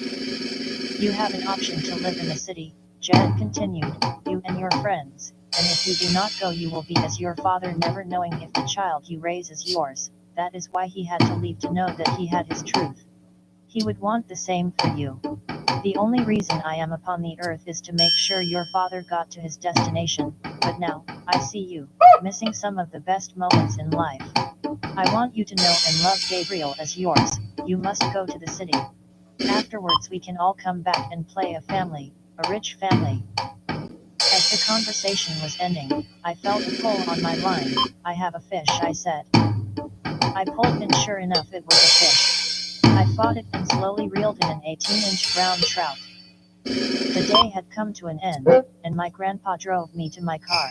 "I love you, Grandpa," I said, as I got into my car and drove home. 10. Life behind the night sky. "I have to get my mom something special," I said as I walked through the aisles of the big box store. There were so many things I could choose from. "How about this candle set?" Alice said as she pointed to one of the shelves. "If it's from you, she will love it." As she was saying this, I was thinking about what I got Alice. I knew that I wanted to get her something special before we went to Orion. We would leave in 2 months. This would be our last Christmas before we were citizens of Orion. Snow was coming, and so we hurried up the selection process, and I agreed to settle for whatever she thought best. "Your mom will love the candle set," Alice said as we pulled onto the highway. "I hope so. This will be our last Christmas together as children. These moments have to be perfect, and my mom must know. She must discover it in such a way that she will not stop us," I say. Within what seemed to be minutes, we got home and rushed into our apartment, eager to wrap presents. We had tonight to get Christmas ready before Gabriel came back from my mom's. With Christmas music playing, Alice prepared Christmas Eve dinner. I wrapped the presents. Winter Wonder played on the radio as snow began to fall. Our apartment was filled with the aroma of baked apple pie and ham. Alice was wonderful at baking. Whatever she did in the kitchen was always my favorite. I had to wonder if these moments would be always exciting if what the spacemen offered us was not offered. They told us that we would be permanently together, separate but together, sort of like a soulmate. I wish I were there right now. I could solve some of the most important questions running through my mind. I looked down into the shopping bag and pulled out a framed painting I was giving to Grandpa Jed. On the painting were the words, "Family is forever." That is fitting. I thought our family will always be. Thinking about the last visit with Grandpa, I was filled with joy. I could not wait to give this to him. But this would be the last time I would see him as a child. After this, I would have sealed for myself the truth of Gabriel, which takes a long time. Once I come back, I will have changed, but on the earth as well as in Grandpa's body will not have changed. Gabriel will not have changed either. She will still be 1 year old. For Alice and me, billions upon billions of years will have passed, but on the earth when we return it will be the same, unless the whole family does what Jed said, and live as a rich family, possibly in a whole different time, maybe even the times of very few living on the earth. That is if all makes it possible. Thinking on this stuff was exciting, but I had questions. I was still on the earth and I had to wonder if my father was going to come back to the earth. I tried to tell myself that I would not be here if he were not going to help raise Gabriel, but in the light of the earth I could not feel as good as I could if I were in the city. I had 2 months left and then reality will be my life. I will be okay. "Dinner's ready," Alice said from the kitchen. I walked into the kitchen happy to smell baked ham with pineapples. I was hungry. I sat down gladly, thanked Alice, told her she was wonderful, and began to gather my plate. That night after supper and all the Christmas duties were done, I laid next to Alice, her head resting on my shoulder. This will always be like this, love between me and Alice. I knew a few good things about living and one of these was Alice. I got sleepy and fell asleep. Asterisk. I got presents, I said as I opened the door to my mother's house. Kids were already there waiting to open their presents. I showed off the big bag of presents I was holding, hoping to excite the kids. "Mabel, let us open ours now," the kids said. I caved in and started handing out the presents. Hugs and kisses I got from the children and I loved every moment of them. I left Grandpa Jed's present under the tree. Once he noticed it, he opened it and yelled across the room and said, "Isn't that the truth?" I walked over to him and took a seat next to his, hoping no one else would hear our conversation. I said, "After you told me how I came to be and other great things, I could not help but want to give you this gift, but I leave in 2 months. How will I find you in the city?" Grandpa Jed tipped his chair back and said, "I am glad you asked. There are laws in Orion, laws like not allowing others to enter the home occupied by the owner, so obviously that is not a possibility, but there are places that we can get together. They are like the earth. We can have family gatherings in such places. My father takes me to such places, places to fish or hike. There are public beaches, mountains, and whole worlds waiting for us to explore. I have not mentioned this to you, but in the city, I have a job. I grow apples in the mountains of APK, but not through old matter that exists but fresh matter, fresh from the love I give it. I grow some of the best apples around, or at least some say so. I go to the mountains of APK every 50 years. I asked, why do you not grow the apples in your own estate instead of the mountains? If I grow them for APK, I feel like I am part of the bigger picture, creating love for my fellow man. It is the loving thing to do. Plus I have 200 children and want to set for them a good example. I have been in that city for a long time, more time than you can count. I bet you originally thought I was 70. Everyone who sees me on the earth thinks so. The earth does that age thing. The cavemen learned about people their own way and shared it with the surrounding environment until it appeared to be the truth of the people. If something taught you Maple, you must get rid of the knowledge. I am trillions upon trillions of years old, and everybody in the city treats me like I am a beginner. Grandpa explained. Grandpa and I talked most of the day as the family came up to give a merry greeting. Soon it was dinner, and afterwards I knew that I must tell my mother my intentions and question her about her dealings with Orion. The variety of food lightened up the atmosphere as I watched a lot of hands grab food, their portion of a variety of food. Green beans, stuffing, turkey, gravy, and Aunt Carol made her special dish, which tended to be my main course. I grabbed the large spoon that sat on top of the casserole and gathered as much green bean casserole as I could fit onto my plate. Holiday music sounded throughout the house, and time went by fast. Soon, after most had eaten, everyone explained that they must go home. I hear, didn't the night fly by, as someone walked out the door to their car. I watched as most of the people gathered their belongings and walked out the door. Aunt Carol stayed behind. She thought it good to help my mother clean. As they were doing this, Alice took over my mom's effort to clean and told her she needed to rest. My mom agreed and sat down in the living room. This is the moment I considered. We have some time now to discuss Orion. I sat down on the couch next to her, a bit nervous, but anxious. The next couple of hours were going to be important. I started talking. Mom, we never talk about certain stuff, and I want to give it a try. My friends and I have discovered a portal, and that portal leads to a city. That would be the city the universe is made up of. The universe invited my friends and I to live there. I had a talk with Grandpa, and he explained that he has been living there for a long time. He also mentioned that I wasn't born in a natural way, that you found me on the living room floor. Gabriel came in a similar way, I said. My mother looked at me shocked. She struggled for words and said, when do you plan on moving there? In a couple of months, I said. I will explain it the way I lived it, she said, when I was younger. When I was a teenager, I worked hard for a child, but in my young adult years the doctors told me that I could not have children. I was upset and began to seek for help from the universe. Slowly things started happening for me, strange things that caused me to look deeper. I would not know if I would call it a portal, but a door opened into another dimension. Your father did not know about it at the time, and I did not tell him. I went into that other dimension and found the future, and not just the future, but reality, a new reality. The people there told me that I needed to make money because when I got back to the earth, I would have a child. I stayed in Orion until I had enough money. I did not see your father the whole time I made the money to take care of you, but one thing I did know was your father had to at some point work for your life to exist, for the truth that you were ours, that in truth you were our child, that you did not just appear there by, who knows. I know what Jed has been saying, that your father went to Orion to establish our family as truth, as a family. I just hope that it is true.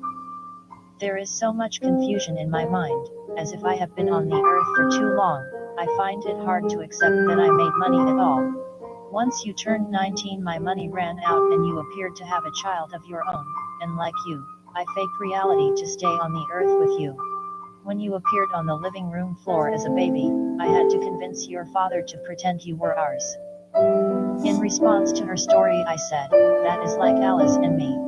Creatures that lived in the city explained to Alice that I had lived with Gabriel in the future. She immediately found herself to be with hopes of a child. She did not know what to say about that. So, when we were in Florida together, she convinced me to say the baby was mine. Through the experience, I slowly fell in love with her. I knew I did not want to lie to everyone, but I loved her. The love was so intense that after a while I found myself proving the child was mine. As we spoke, I started wondering how my mom would get back to the city. When I questioned her, she said they usually come and get me. They have throughout your whole life. This time I am wondering if it would be best if I go with you. Hopefully, I will find your father there. Alice walked into the living room after cleaning and I told her everything about Gabriel and Orion as well as our plan on living there in a couple of months. Asterisk. Months passed quickly and the day came. Brendon, Max, Brendon, Bam, Alice, my mom, and I stood at the entrance to the portal. Are we ready? I said in a loud voice. We walked through the opening and within seconds all of us were in a room surrounded by wild vegetation. In the distance we saw the spacemen walking toward us. They took us, most of us who had never lived in Orion. We had to be physically redesigned to live on the level of cleanliness and structure required to sustain life. My mother was treated with luxury in Orion for bearing a child. The red-colored spaceman led me into a golden-built, marvelous, out-of-this-world designed room. He led me into the room. It appeared to be some sort of a hospital. Golden, clean, and sparkly tools were throughout the room. Come, the spaceman said, pointing to a huge golden sphere, large enough to fit a person on the inside. Most of the sphere was hollow, but a notable structure. The sphere will move. Hold onto the gold. There is nothing to fear, the spaceman said. With bare feet I walked the narrow golden steps. I placed my hands on the bars of the sphere, embracing myself. The spaceman began to give a touch of charity to some of the buttons and objects in the room. The sphere begins to move. My body begins to feel such love and ecstasy that I never knew was possible for a living being to feel. I am being cleaned, I am being washed.